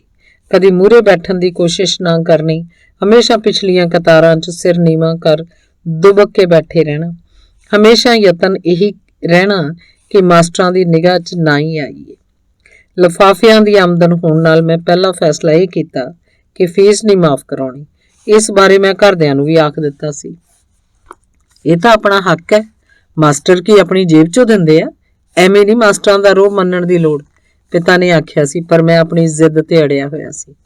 ਜੇ ਪੜ੍ਹਾਉਣਾ ਤਾਂ ਮੈਂ ਫੀਸ ਨਹੀਂ ਮਾਫ ਕਰਾਉਣੀ। ਸਕੂਲ ਜਾਊਂ ਤਾਂ ਫੀਸ ਪੂਰੀ ਦਊਂ, ਦੇਖ ਲਓ, ਨਹੀਂ ਤਾਂ ਮੈਂ ਨਹੀਂ ਸਕੂਲ ਜਾਣਾ, ਮੈਂ ਸਾਫ਼-ਸਾਫ਼ ਕਹਿਤਾ ਸੀ। ਪਰ ਪੁੱਤ, ਘਰ ਦੀ ਹਾਲਤ ਤਾਂ ਤੈਨੂੰ ਪਤਾ ਹੀ ਹੈ, ਗੁਜ਼ਾਰਾ ਤਾਂ ਰੋ ਪਿੱਟ ਕੇ ਕਰੀਦਾ, ਪਿਤਾ ਜੀ ਨੇ ਕਿਹਾ ਸੀ। ਮੈਂ ਫੀਸ ਆਪੇ ਦੇ ਦਿਆ ਕਰੂੰ, 200-400 ਲਿਫਾਫਾ ਹੋਰ ਵੱਧ ਬਣਾ ਲਿਆ ਕਰੂੰ, ਪਰ ਫੀਸ ਨਹੀਂ ਮਾਫ ਕਰਾਉਣੀ। ਨਵੇਂ ਸਾਲ ਤੋਂ ਮੈਂ ਫੀਸ ਮਾਫੀ ਦਾ ਫਾਰਮ ਨਹੀਂ ਸੀ ਭਰਿਆ। ਇੱਕ ਮਾਸਟਰ ਫਾਰਮ ਵੰਡਣ ਲੱਗਾ ਤਾਂ ਮੈਂ ਜਦੋਂ ਫਾਰਮ ਨਾ ਲਿਆ ਤਾਂ ਅੱਖਾਂ ਜੀਆਂ ਟੇਢੀਆਂ ਕਰਕੇ ਕਹਿਣ ਲੱਗਾ, ਕਿਉਂ ਰਾਮਿਆ, ਹੁਣ ਤੁਸੀਂ ਅਮੀਰ ਹੋ ਗਏ ਹੋਏ, ਫੀਸ ਮਾਫੀ ਦਾ ਫਾਰਮ ਕਾਹਤੋਂ ਨਹੀਂ ਲੈਂਦਾ? ਨਹੀਂ ਜੀ, ਹੁਣ ਥੋੜੀ ਅਣਖ ਜਾਗ ਪਈ ਹੈ, ਪਹਿਲਾਂ ਮਰੀ ਹੋਈ ਸੀ ਓਏ ਅਣਖ ਤੁਹਾਡੀ। ਮੈਂ ਮਾਸਟਰ ਦੀ ਗੱਲ ਟਾਲ ਗਿਆ ਸੀ। ਇੰਜ ਹੀ ਮੈਂ 9ਵੀਂ 'ਚ ਹੋ ਗਿਆ ਸਾਂ। ਮੱਦੀ ਤੇ ਮਹਿੰਦਰ ਤਾਂ ਹਾਲੇ ਛੋਟੀਆਂ ਜਮਾਤਾਂ 'ਚ ਹੀ ਸਨ। ਧੰਨਵਾਦ। ਅੰਗ 7ਵਾਂ। ਉਦੋਂ ਹੀ ਨਾਲ ਦੇ ਪਿੰਡ 'ਚ ਇੱਕ ਮੁੰਡਾ ਗੋਮੀ ਮੇਰੇ ਨਾਲ 9ਵੀਂ 'ਚ ਦਾਖਲ ਹੋਇਆ। ਪੜ੍ਹਨ 'ਚ ਹੁਸ਼ਿਆਰ ਤੇ ਚੰਗਾ ਖਿਡਾਰੀ ਸੀ। ਆਉਂਦਿਆਂ ਹੀ ਉਹਦੀ ਮੇਰੇ ਨਾਲ ਦੋਸਤੀ ਹੋ ਗਈ ਸੀ। ਉਹਦੀ ਸਕੀ ਭੂਆ ਦਾ ਪੁੱਤ ਕਾਮਰੇਡ ਦਰਸ਼ਨ ਸਾਡੇ ਸਕੂਲ 'ਚ ਹਿਸਾਬ ਦਾ ਅਧਿਆਪਕ ਆ ਲੱਗਿਆ ਸੀ। ਕਾਮਰੇਡ ਦਰਸ਼ਨ ਕਮਿਊਨਿਸਟ ਹੋਣ ਕਾਰਨ ਗਰੀਬਾਂ ਤੇ ਮਜ਼ਦੂਰਾਂ ਦੇ ਬੱਚਿਆਂ ਨਾਲ ਜ਼ਿਆਦਾ ਮੋਹ ਤੇ ਨੇੜਤਾ ਰੱਖਦਾ। ਗੋਮੀ ਕਾਰਨ ਉਹ ਮੇਰੇ ਵੱਲ ਵੀ ਪੜ੍ਹਾਈ 'ਚ ਉਚੇਚਾ ਧਿਆਨ ਦੇਣ ਲੱਗਿਆ। ਜਮਾਤ ਵਿੱਚ ਤਾਂ ਧਿਆਨ ਕਰਦਾ ਹੀ, ਸਕੂਲ ਤੋਂ ਬਾਅਦ ਵੀ ਉਹ ਸਾਨੂੰ ਹਿਸਾਬ ਪੜ੍ਹਾ ਦਿੰਦਾ। ਕਾਮਰੇਡ ਦਰਸ਼ਨ ਕਾਰਨ ਮੇਰੀ ਹਿਸਾਬ ਵਿਸ਼ੇ 'ਚ ਖਾਸ ਦਿਲਚਸਪੀ ਹੋ ਗਈ। ਮੈਨੂੰ ਵਿਸ਼ਾ ਸਮਝ ਵੀ ਆਉਣ ਲੱਗ ਪਿਆ ਸੀ ਤੇ ਸੌਖਾ ਵੀ ਲੱਗਣ ਲੱਗ ਪਿਆ ਸੀ। ਮੈਂ ਥੋੜੇ ਸਮੇਂ 'ਚ ਹੀ ਹਿਸਾਬ 'ਚ ਖਾਸੀ ਮੁਹਾਰਤ ਹਾਸਲ ਕਰ ਲਈ ਸੀ। ਹਿਸਾਬ 'ਚ ਮੈਨੂੰ ਹੁਸ਼ਿਆਰ ਬੱਚਿਆਂ 'ਚ ਗਿਣਿਆ ਜਾਣ ਲੱਗਾ ਸੀ। ਹਿਸਾਬ ਕਾਰਨ ਹੀ ਮੇਰੀ ਕੁੱਲ ਪੜ੍ਹਾਈ ਵਿੱਚ ਵੀ ਰੁਚੀ ਵਧਣ ਲੱਗੀ। ਮੈਂ ਦੂਜੇ ਵਿਸ਼ਿਆਂ 'ਚ ਵੀ ਧਿਆਨ ਦੇਣਾ ਸ਼ੁਰੂ ਕਰਤਾ ਸੀ। ਪੜ੍ਹਾਈ 'ਚ ਮੇਰੀ ਲਗਨ ਵੱਧ ਗਈ ਸੀ। ਲਿਫਾਫੇ ਬਣਾਉਣ ਤੇ ਵੇਚਣ ਲਈ ਹੁਣ ਸਮਾਂ ਹੀ ਨਹੀਂ ਸੀ ਮਿਲਦਾ। ਉਂਝ ਆਤਮਾ ਹੁਣ ਚੰਗੀ ਕਮਾਈ ਕਰਨ ਲੱਗ ਪਿਆ ਸੀ। ਉਸ ਕਹਿ ਵੀ ਦਿੱਤਾ ਸੀ, ਰਾਮਿਆ ਹੁਣ ਤੂੰ ਧਿਆਨ ਲਾ ਕੇ ਪੜ੍ਹਿਆ ਕਰ। ਮੈਂ ਤਾਂ ਨਹੀਂ ਪੜ੍ਹ ਸਕਿਆ, ਤੂੰ ਤਾਂ ਪੜ੍ਹ ਲੈ, ਰਲ ਮਿਲ ਕੇ ਚਲਾ ਲਵਾਂਗੇ ਗੱਡੀ। ਹੁਣ ਮੈਂ ਉਹਦੇ ਹੱਲਾਸ਼ੇਰੀ ਦੇਣ ਤੇ ਖੂਬ ਪੜ੍ਹਾਈ ਕਰਨ ਲੱਗ ਪਿਆ। ਹੁਸ਼ਿਆਰ ਮੁੰਡਿਆਂ ਦੀ ਸੰਗਤ 'ਚ ਬੈਠਣ ਉੱਠਣ ਲੱਗ ਪਿਆ ਸੀ। ਸਾਰੇ ਵਿਸ਼ਿਆਂ 'ਚ ਮੇਰੀ ਮੁਹਾਰਤ ਕਾਫੀ ਵੱਧ ਗਈ ਸੀ। ਹੁਣ ਤਾਂ ਮੈਂ ਜਮਾਤ ਵਿੱਚ ਵੀ ਮੋਹਰਲੇ ਬੈਂਚਾਂ ਤੇ ਬੈਠਣ ਲੱਗ ਪਿਆ ਸੀ। ਦੂਸਰੇ ਅਧਿਆਪਕਾਂ ਦਾ ਵੀ ਮੇਰੇ ਪ੍ਰਤੀ ਨਜ਼ਰੀਆ ਬਦਲਣ ਲੱਗ ਪਿਆ ਸੀ। ਪਿਤਾ ਹਾਲੇ ਵੀ ਪਿੰਡਾਂ 'ਚ ਸਬਜ਼ੀ ਵੇਚਣ ਹੀ ਜਾਂਦਾ ਸੀ, ਪਰ ਸ਼ਾਮੀ ਉਹ ਇੰਨਾ ਥੱਕ ਟੁੱਟ ਕੇ ਘਰ ਮੁੜਦਾ ਕਿ ਮੰਜੀ ਤੇ ਪੈ ਕੇ ਹਾਏ ਹਾਏ ਕਰਦਾ ਰਹਿੰਦਾ। ਕਦੀ ਮੈਂ ਉਹਦੀਆਂ ਲੱਤਾਂ ਤੇ ਖੜਾਉਂਦਾ, ਕਦੀ ਮੱਦੀ ਤੇ ਮਹਿੰਦਰ, ਕਦੀ ਸਾਈਕਲ ਪੈਂਚਰ ਹੋ ਜਾਂਦਾ, ਕਦੀ ਉਹਦੀ ਚੇਨ ਟੁੱਟ ਜਾਂਦੀ। ਪਿਤਾ ਦੀ ਜਾਨ ਜੀ ਨਿਕਲੀ ਰਹਿੰਦੀ। ਉਦੋਂ ਹੀ ਪਿਤਾ ਨੂੰ ਰੇਲਵੇ 'ਚ ਰੰਗ ਸਾਜ਼ੀ ਦਾ ਕੰਮ ਮਿਲ ਗਿਆ। ਆਰਜ਼ੀ ਤੌਰ ਤੇ ਪਲੇਟਫਾਰਮ ਵਾਲੇ ਬੋਰਡ ਰੰਗਣ ਦਾ ਕੰਮ। ਬੱਝੀ ਤਨਖਾਹ ਮਿਲਣੀ ਸੀ। ਕੰਮ ਭਾਵੇਂ ਕੁਝ ਕੁ ਮਹੀਨਿਆਂ ਦਾ ਹੀ ਸੀ, ਪਰ ਘਰ ਦੇ ਨੇੜੇ ਸੀ, ਬਹੁਤੀ ਮੁਸ਼ੱਕਤ ਨਹੀਂ ਸੀ ਕਰਨੀ ਪੈਣੀ। ਪਿਤਾ ਨੇ ਸਬਜ਼ੀ ਦਾ ਕੰਮ ਛੱਡ ਕੇ ਰੰਗ ਸਾਜ਼ੀ ਦਾ ਕੰਮ ਫੜ ਲਿਆ। ਪਿਤਾ ਸਵੇਰ ਦਾ ਨਾਸ਼ਤਾ ਕਰਕੇ ਨਿਕਲ ਜਾਂਦਾ, ਦੁਪਹਿਰ ਦੀ ਰੋਟੀ ਨਾਲ ਲੈ ਜਾਂਦਾ। ਸ਼ਾਮ ਢਲੇ ਉਹ ਰੰਗ ਨਾਲ ਲਿਬੜੇ ਕੱਪੜੇ ਪਾਈ ਰੰਗ ਵਾਲਾ ਡੱਬਾ ਚੁੱਕੀ ਘਰ ਮੁੜਦਾ। ਉਹਦੀ ਇਹ ਹਾਲਤ ਦੇਖ ਕੇ ਕਦੀ ਕਦਾਈ ਸਾਡਾ ਕੋਈ ਨਾ ਕੋਈ ਗੁਆਂਢੀ ਜ਼ਰੂਰ ਆਖ ਦਿੰਦਾ, ਕਿਸਮਤ ਦੀ ਗੱਲ ਹੀ ਹੈ ਨਾ, ਰਾਜ ਭੋਗਦਾ ਠਾਕਰ ਚੰਦ ਕਿਵੇਂ ਜ਼ਮੀਨ ਤੇ ਅੱਡ ਗਿਆ। ਉੱਪਰਲੇ ਦੀਆਂ ਉੱਪਰਲਾ ਹੀ ਜਾਣੇ। ਸੁਣ ਕੇ ਸਾਨੂੰ ਬਹੁਤ ਦੁੱਖ ਹੁੰਦਾ, ਪਰ ਪਿਤਾ ਹੱਸ ਕੇ ਕਹਿ ਦਿੰਦਾ, ਮਿਹਨਤ ਦੀ ਖਾਂਦੇ ਆ, ਕਿਹੜਾ ਕੋਈ ਚੋਰੀ ਕਰਦੇ ਆ। ਚੋਰੀ ਯਾਰੀ ਦਾ ਮਿਹਣਾ ਹੁੰਦਾ, ਮਿਹਨਤ ਮਜ਼ਦੂਰੀ ਦਾ ਕਾਹਦਾ ਮਿਹਣਾ। ਬਚਿਆ ਰੰਗ ਪਿਤਾ ਘਰ ਹੀ ਲੈ ਆਉਂਦਾ। ਅਸੀਂ ਉਸ ਰੰਗ ਨਾਲ ਆਪਣੇ ਸਾਰੇ ਪੁਰਾਣੇ ਟਰੰਕ ਪੇਟੀਆਂ ਰੰਗ ਲੀਆਂ। ਬੂਹਿਆਂ ਨੂੰ ਵੀ ਲਾਲ ਪੀਲਾ ਕਾਲਾ ਰੰਗ ਚਾੜਤਾ। ਇਉਂ ਸਾਡਾ ਘਰ ਨਾ ਲੱਗ ਕੇ ਕਿਸੇ ਪੇਂਟਰ ਦੀ ਦੁਕਾਨ ਹੀ ਲੱਗਣ ਲੱਗ ਪਈ ਸੀ। ਰੰਗ ਚੜੇ ਟਰੰਕ ਪੇਟੀਆਂ ਤੇ ਬੂਹੇ ਦੇਖ ਕੇ ਸਾਨੂੰ ਅੰਤਾਂ ਦੀ ਖੁਸ਼ੀ ਹੁੰਦੀ। ਗੁਆਂਢੀ ਵੀ ਦੇਖ ਦੇਖ ਹੈਰਾਨ ਹੁੰਦੇ। ਸੱਤੀ ਬਾਜੇ ਵਾਲਿਆਂ ਨਾਲ ਜਾ ਰਲਿਆ ਸੀ। ਪੋਲੂ ਰਾਮ ਬਾਲਮੀਕੀ ਨੇ ਇੱਕ ਬੈਂਡ ਕੰਪਨੀ ਬਣਾਈ ਹੋਈ ਸੀ। ਉਹਨੂੰ ਪੂਰੀ ਟੀਮ ਲਈ ਮੁੰਡਿਆਂ ਖੁੰਡਿਆਂ ਦੀ ਲੋੜ ਰਹਿੰਦੀ ਸੀ। ਉਹਦੀ ਬੈਂਡ ਕੰਪਨੀ 'ਚ ਉਹਦੇ ਵਿਹੜੇ ਵਾਲੇ ਮੁੰਡੇ ਹੀ ਹੁੰਦੇ। ਸੱਤੀ ਵੀ ਉਹਨਾਂ 'ਚ ਜਾ ਰਲਿਆ ਸੀ। ਕਸਬੇ ਦੇ ਵਿਆਹਾਂ ਸ਼ਾਦੀਆਂ 'ਚ ਪੋਲੂ ਦਾ ਬੈਂਡ ਜਾਂਦਾ। ਸੱਤੀ ਨੂੰ ਉਹ ਇੱਕ ਘੰਟੀ ਫੜਾ ਦਿੰਦੇ ਜਾਂ ਸ਼ਾਮਿਲ ਬਾਜਾ ਦੇ ਦਿੰਦੇ, ਜਿਸ 'ਚ ਸਿਰਫ ਫੂਕਾਂ ਹੀ ਮਾਰਨੀਆਂ ਹੁੰਦੀਆਂ। ਉਹ ਵੱਜਦਾ ਨਹੀਂ ਸੀ, ਵੱਜਣ ਦਾ ਦਿਖਾਵਾ ਹੀ ਕਰਦਾ। ਵਰਦੀ ਉਹ ਆਪਣੀ ਇਹਨੂੰ ਪਵਾ ਦਿੰਦੇ। ਵਰਦੀ ਪਾ ਟੋਪੀ ਲੈ ਕੇ ਸੱਤੀ ਸੱਚਮੁੱਚ ਬੈਂਡ ਲੱਗਦਾ। ਆਂਢ ਗੁਆਂਢ ਨੇ ਪਹਿਲਾਂ ਇਸ ਗੱਲ ਦਾ ਬੁਰਾ ਮਨਾਇਆ ਸੀ। ਅਖੇ ਲੈ, ਏਡੇ ਚੰਗੇ ਘਰ ਦਾ ਧੀ ਪੁੱਤ ਕਿਹੜੇ ਕੰਮਾਂ 'ਚ ਪੈ ਗਿਆ। ਹੋਰ ਕਿਤੇ ਕੋਈ ਕੰਮ ਨਹੀਂ ਸੀ ਕਰਨ ਨੂੰ। ਮਾਂ ਵੀ ਸੁਣ ਕਲਪਦੀ। ਪਿਤਾ ਨੂੰ ਤਾਂ ਹੁਣ ਨਾ ਚੜੇ ਦੀ ਸੀ ਨਾ ਲੱਥੇ ਦੀ। ਉਹ ਹੁਣ ਘਰ ਦੀ ਕਿਸੇ ਗੱਲ 'ਚ ਦਖਲ ਨਹੀਂ ਸੀ ਦਿੰਦਾ। ਉਹਨੂੰ ਤਾਂ ਇਹ ਵੀ ਪਤਾ ਨਹੀਂ ਸੀ ਹੁੰਦਾ ਕਿ ਉਹਦਾ ਕਿਹੜਾ ਪੁੱਤ ਕਿਹੜੀ ਜਮਾਤ 'ਚ ਪੜ੍ਹਦਾ ਸੀ। ਸੱਤੀ ਨੇ ਬਾਜੇ ਵਾਲਿਆਂ ਨਾਲ ਵਿਆਹ ਸ਼ਾਦੀਆਂ 'ਚ ਜਾਣਾ ਸ਼ੁਰੂ ਕਰ ਦਿੱਤਾ ਸੀ। ਬਰਾਤ ਦੇ ਖਾਣ ਪੀਣ ਤੋਂ ਬਾਅਦ ਘਰ ਵਾਲੇ ਬਾਜੇ ਵਾਲਿਆਂ ਨੂੰ ਵੀ ਰੋਟੀ ਖਾਣ ਲਈ ਆਖਦੇ। ਸੱਤੀ ਤਾਂ ਸੁਣਿਆ ਭੁੱਖੜਾ ਵਾਂਗ ਹੀ ਟੁੱਟ ਕੇ ਪੈ ਜਾਂਦਾ। ਮਠਿਆਈ, ਪੂਰੀਆਂ, ਆਈਸਕ੍ਰੀਮ ਤੇ ਚੰਗਾ ਹੱਥ ਸਾਫ਼ ਕਰਦਾ। ਕਈ ਵਾਰ ਉਹ ਲਿਫਾਫੇ 'ਚ ਬਰਾਤ ਦੀ ਬੱਚਤ ਖੁੱਚਤ ਘਰ ਵੀ ਲੈ ਆਉਂਦਾ। ਲਿਫਾਫੇ 'ਚ ਬਰਫੀ, ਗੁਲਾਬ ਜਾਮਣਾ, ਪਕੌੜੇ, ਛੋਲੇ ਪੂਰੀਆਂ ਹੁੰਦੀਆਂ। ਕਈ ਵਾਰੀ ਜੇ ਘਰ ਚੰਗਾ ਹੁੰਦਾ ਤਾਂ ਅਜੀਬ ਸੁਆਦਲੀਆਂ ਮਠਿਆਈਆਂ ਦੀ ਰਹਿੰਦ ਖੂੰਦ ਵੀ ਲਿਫਾਫੇ 'ਚ ਹੁੰਦੀ। ਅਸੀਂ ਉੱਤੋਂ ਤਾਂ ਸੱਤੀ ਦੀ ਨਿੰਦਿਆ ਕਰਦੇ, ਪਰ ਖਾਣ ਵੇਲੇ ਚੀਜ਼ਾਂ ਨੂੰ ਛਾਂਟ ਖਾਂਦੇ। ਖੂਬ ਸ਼ੁਗਲ ਵੱਜਦਾ। ਮੈਂ ਤਾਂ ਪਨੀਰ ਦਾ ਪਕੌੜਾ ਖਾਊਂ, ਇੱਕ ਕਹਿੰਦਾ, ਮੈਂ ਬਰਫੀ, ਮੈਂ ਗੁਲਾਬ ਜਾਮਣਾ, ਮੈਂ ਗਾਜਰ ਪਾਕ, ਮੈਂ ਕਲਾਕੰਦ। ਕੋਈ ਛੋਲੇ ਪੂਰੀਆਂ ਨੂੰ ਹੀ ਪੈ ਜਾਂਦਾ। ਇੱਕ ਦਿਨ ਸੱਤੀ ਸ਼ਰਾਬ ਪੀ ਕੇ ਆਇਆ। ਪਹਿਲੀ ਵਾਰੀ ਪੀਤੀ ਸੀ, ਵੱਧ ਘੱਟ ਪੀ ਗਿਆ ਹੋਣਾ। ਲਿਫਾਫਾ ਚੁੱਕੀ ਲੜਖੜਾਉਂਦਾ ਹੋਇਆ ਡਿੱਗਦਾ ਢਹਿੰਦਾ ਘਰ ਆਇਆ। ਮਾਂ ਨੇ ਦੇਖਦਿਆਂ ਹੀ ਢਿੱਡ ਪਿੱਟ ਲਿਆ। ਇਸੇ ਗੱਲ ਦੀ ਕਸਰ ਸੀ, ਮਰ ਜਾਣਿਆ, ਚੰਗਾ ਨਾਂ ਰੋਸ਼ਨ ਕਰਨ ਲੱਗਿਆ ਪਿਓ ਦਾਦੇ ਦਾ। ਗੰਦੀ ਔਲਾਦ ਨਾ ਹੋਵੇ ਤਾਂ ਕਿਸੇ ਥਾਂ ਦੀ। ਜਿਹੋ ਜਿਹੀ ਸੰਗਤ ਹੈ ਉਦਾਂ ਦੇ ਕੰਮ ਕਰੀ ਜਾਂਦਾ। ਹੁਣੇ ਤੋਂ ਇਹ ਲੱਛਣ ਹੈ, ਗਾਂ ਕੀ ਕਰੂ ਇਹ। ਸੱਤੀ ਧੈਂ ਦੇਣੇ ਵਿਹੜੇ 'ਚ ਡੱਠੀ ਮੰਜੀ ਤੇ ਲੇਟ ਗਿਆ। ਰਾਤੀ ਪਿਆ ਉਲਟੀਆਂ ਕਰਦਾ ਰਿਹਾ, ਬੁੜਬੁੜ ਕਰਦਾ ਰਿਹਾ। ਸਵੇਰੇ ਸਾਰਾ ਵਿਹੜਾ ਮੁਸ਼ਕ ਤੇ ਪੀਲੇ ਜੇ ਗੰਦਮੰਦ ਨਾਲ ਨੂੜਿਆ ਪਿਆ ਸੀ। ਮਾਂ ਨਲਕੇ ਤੋਂ ਬਾਲਟੀਆਂ ਭਰ ਗੰਦਮੰਦ ਹੁੰਜੀ ਵੀ ਜਾਂਦੀ, ਅਵਾ ਤਵਾ ਵੀ ਬੋਲੀ ਜਾਂਦੀ ਸੀ। ਮਾੜੀ ਲਾਦ ਨਾ ਦਵੇ ਰੱਬ ਕਿਸੇ ਨੂੰ। ਇਹ ਤਾਂ ਜੰਮ ਵਾਂਗ ਹੁੰਦੀ ਹੈ। ਮਾੜੀ ਲਾਦ ਤਾਂ ਜੋਕਾਂ ਵਾਂਗ ਹੁੰਦੀ ਹੈ, ਜੋ ਜਿਉਂਦਿਆਂ ਵੀ ਮਾਪਿਆਂ ਦਾ ਲਹੂ ਚੂਸਦੀ ਹੈ, ਮਰ ਕੇ ਵੀ। ਏਦੂ ਤਾਂ ਰੱਬ ਚੱਕ ਲੇ ਇਹਨੂੰ। ਮਾਂ ਨੇ ਤਪੇ ਹੋਏ ਬੋਲ ਕੱਢੇ ਸੀ। ਸੱਤੀ ਦਾ ਰੰਗ ਇੱਕ ਰਾਤ 'ਚ ਪੀਲਾ ਭੂਖ ਹੋ ਗਿਆ ਸੀ। ਪੋਲੂ ਨੂੰ ਲਾਂਭਾ ਦਿੱਤਾ ਤਾਂ ਉਹ ਗੁੱਸੇ 'ਚ ਭਰਿਆ ਪਿਤਾ ਕਹਿਣ ਲੱਗਾ, ਅਸੀਂ ਕਿਹੜਾ ਮੱਲੋ ਮੱਲੀ ਪਿਆਈ ਐ ਇਹਨੂੰ, ਭੀੜ ਭੜੱਕੇ 'ਚ ਕੀ ਪਤਾ ਲੱਗਦਾ ਵੀ ਬੰਦਾ ਕੀ ਕਰਦਾ। ਇਹ ਤਾਂ ਇਹਨੂੰ ਪੀਣ ਲੱਗਿਆਂ ਦੇਖਣਾ ਚਾਹੀਦਾ ਸੀ, ਲਾਲਚ ਨਾਲ ਜ਼ਿਆਦਾ ਪੀ ਗਿਆ ਹੋਣਾ। ਇਹ ਤਾਂ ਖਾਣ ਲੱਗਿਆਂ ਵੀ ਕਿਹੜਾ ਦੇਖਦਾ, ਖਾਈ ਤੁਰਿਆ ਜਾਂਦਾ ਭੁੱਖੜਾ ਵਾਂਗ, ਜਿਵੇਂ ਕਦੀ ਕੁਛ ਦੇਖਿਆ ਨਹੀਂ ਹੁੰਦਾ। ਅਸੀਂ ਵਾਜੇ ਵਾਲਿਆਂ ਨਾਲ ਸੱਤੀ ਦੇ ਜਾਣ ਦਾ ਉੱਤੋਂ ਬੁਰਾ ਮਨਾਉਂਦੇ, ਉਹਦੀ ਨਿੰਦਿਆ ਕਰਦੇ, ਸੁਣਦੇ ਰਹਿੰਦੇ, ਪਰ ਅੰਦਰੋਂ ਅੰਦਰੀ ਅਸੀਂ ਖੁਸ਼ ਸੀ। ਖਾਣ ਪੀਣ ਦਾ ਲਾਲਚ ਸਾਨੂੰ ਵੀ ਹੋ ਗਿਆ ਸੀ।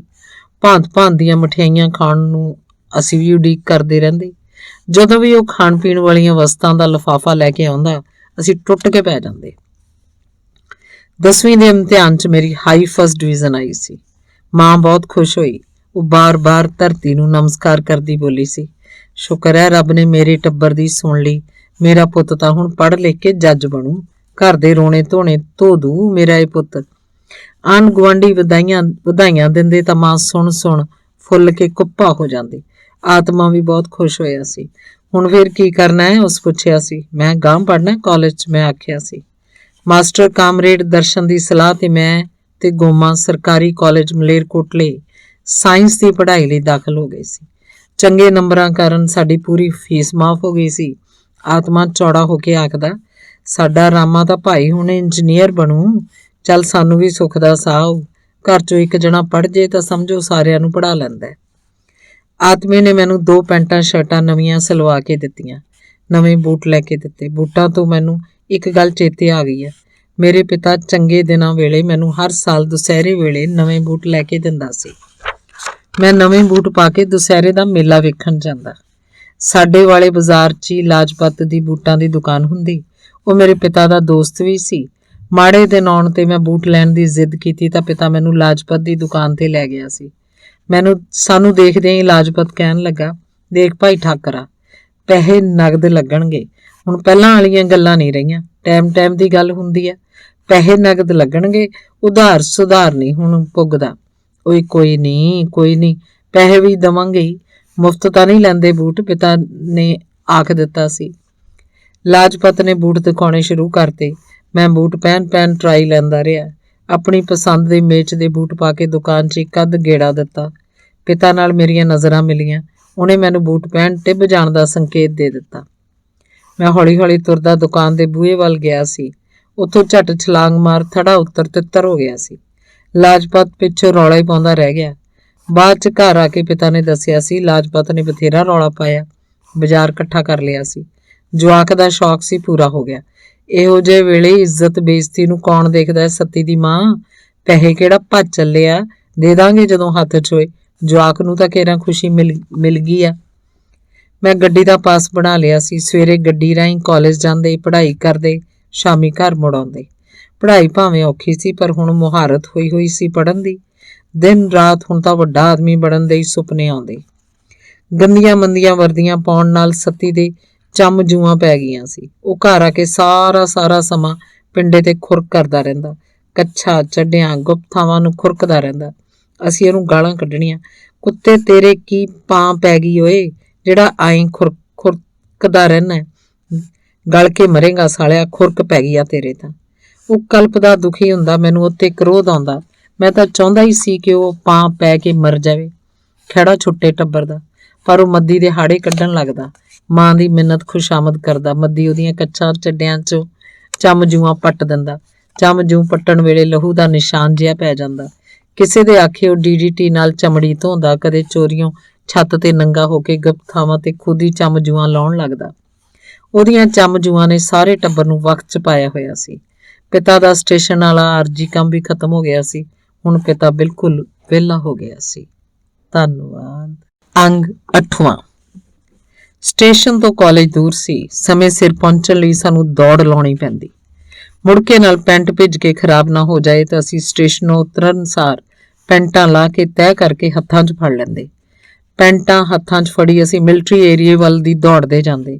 ਸੁਬਾਹ ਸਵੇਰੇ ਫੌਜੀ ਰੰਗਰੂਟ ਵੀ ਦੌੜਨ ਦਾ ਅਭਿਆਸ ਕਰ ਰਹੇ ਹੁੰਦੇ। ਉਹ ਸਾਨੂੰ ਦੌੜਦਿਆਂ ਦੇਖ ਕੇ ਖੂਬ ਹੱਸਦੇ। ਕਾਲਜ ਦੇ ਨੇੜੇ ਪਹੁੰਚ ਅਸੀਂ ਮੁੜਕਾ ਸੁਕਾ ਕੇ ਪੈਂਟਾਂ ਪਹਿਨ ਲੈਂਦੇ। ਅਸੀਂ ਕਈ ਮੁੰਡੇ ਪੜ੍ਹਨ ਆਇਆ ਕਰਦੇ ਸੀ। ਕੁੜੀਆਂ ਨਾਲ ਪੜ੍ਹਨ ਦਾ ਇਹ ਸਾਡਾ ਪਹਿਲਾ ਮੌਕਾ ਸੀ। ਅਸੀਂ ਅਜਿਹਾ ਕੋਈ ਕੰਮ ਨਹੀਂ ਸੀ ਕਰਦੇ ਜਿਸ ਨਾਲ ਜਮਾਤ ਵਿੱਚ ਸਾਡੀ ਹੇਠੀ ਹੋਵੇ। ਬਾਲਗ ਉਮਰ ਦਾ ਚੜ੍ਹਦਾ ਪੱਕ ਸੀ। ਮਨ 'ਚ ਕਈ ਤਰ੍ਹਾਂ ਦੀਆਂ ਤਰੰਗਾਂ ਉੱਠਦੀਆਂ। ਮੈਂ ਕਾਲਜ ਦੇ ਪ੍ਰੋਗਰਾਮਾਂ 'ਚ ਵੀ ਹਿੱਸਾ ਲੈਣਾ ਸ਼ੁਰੂ ਕਰਤਾ ਸੀ। ਕੁੜੀਆਂ ਦੀ ਹੋਂਦ ਕਾਰਨ ਮੈਨੂੰ ਥੋੜ੍ਹੀ ਬਹੁਤ ਕਵਿਤਾ ਵੀ ਫੁੱਟਣ ਲੱਗ ਪਈ ਸੀ।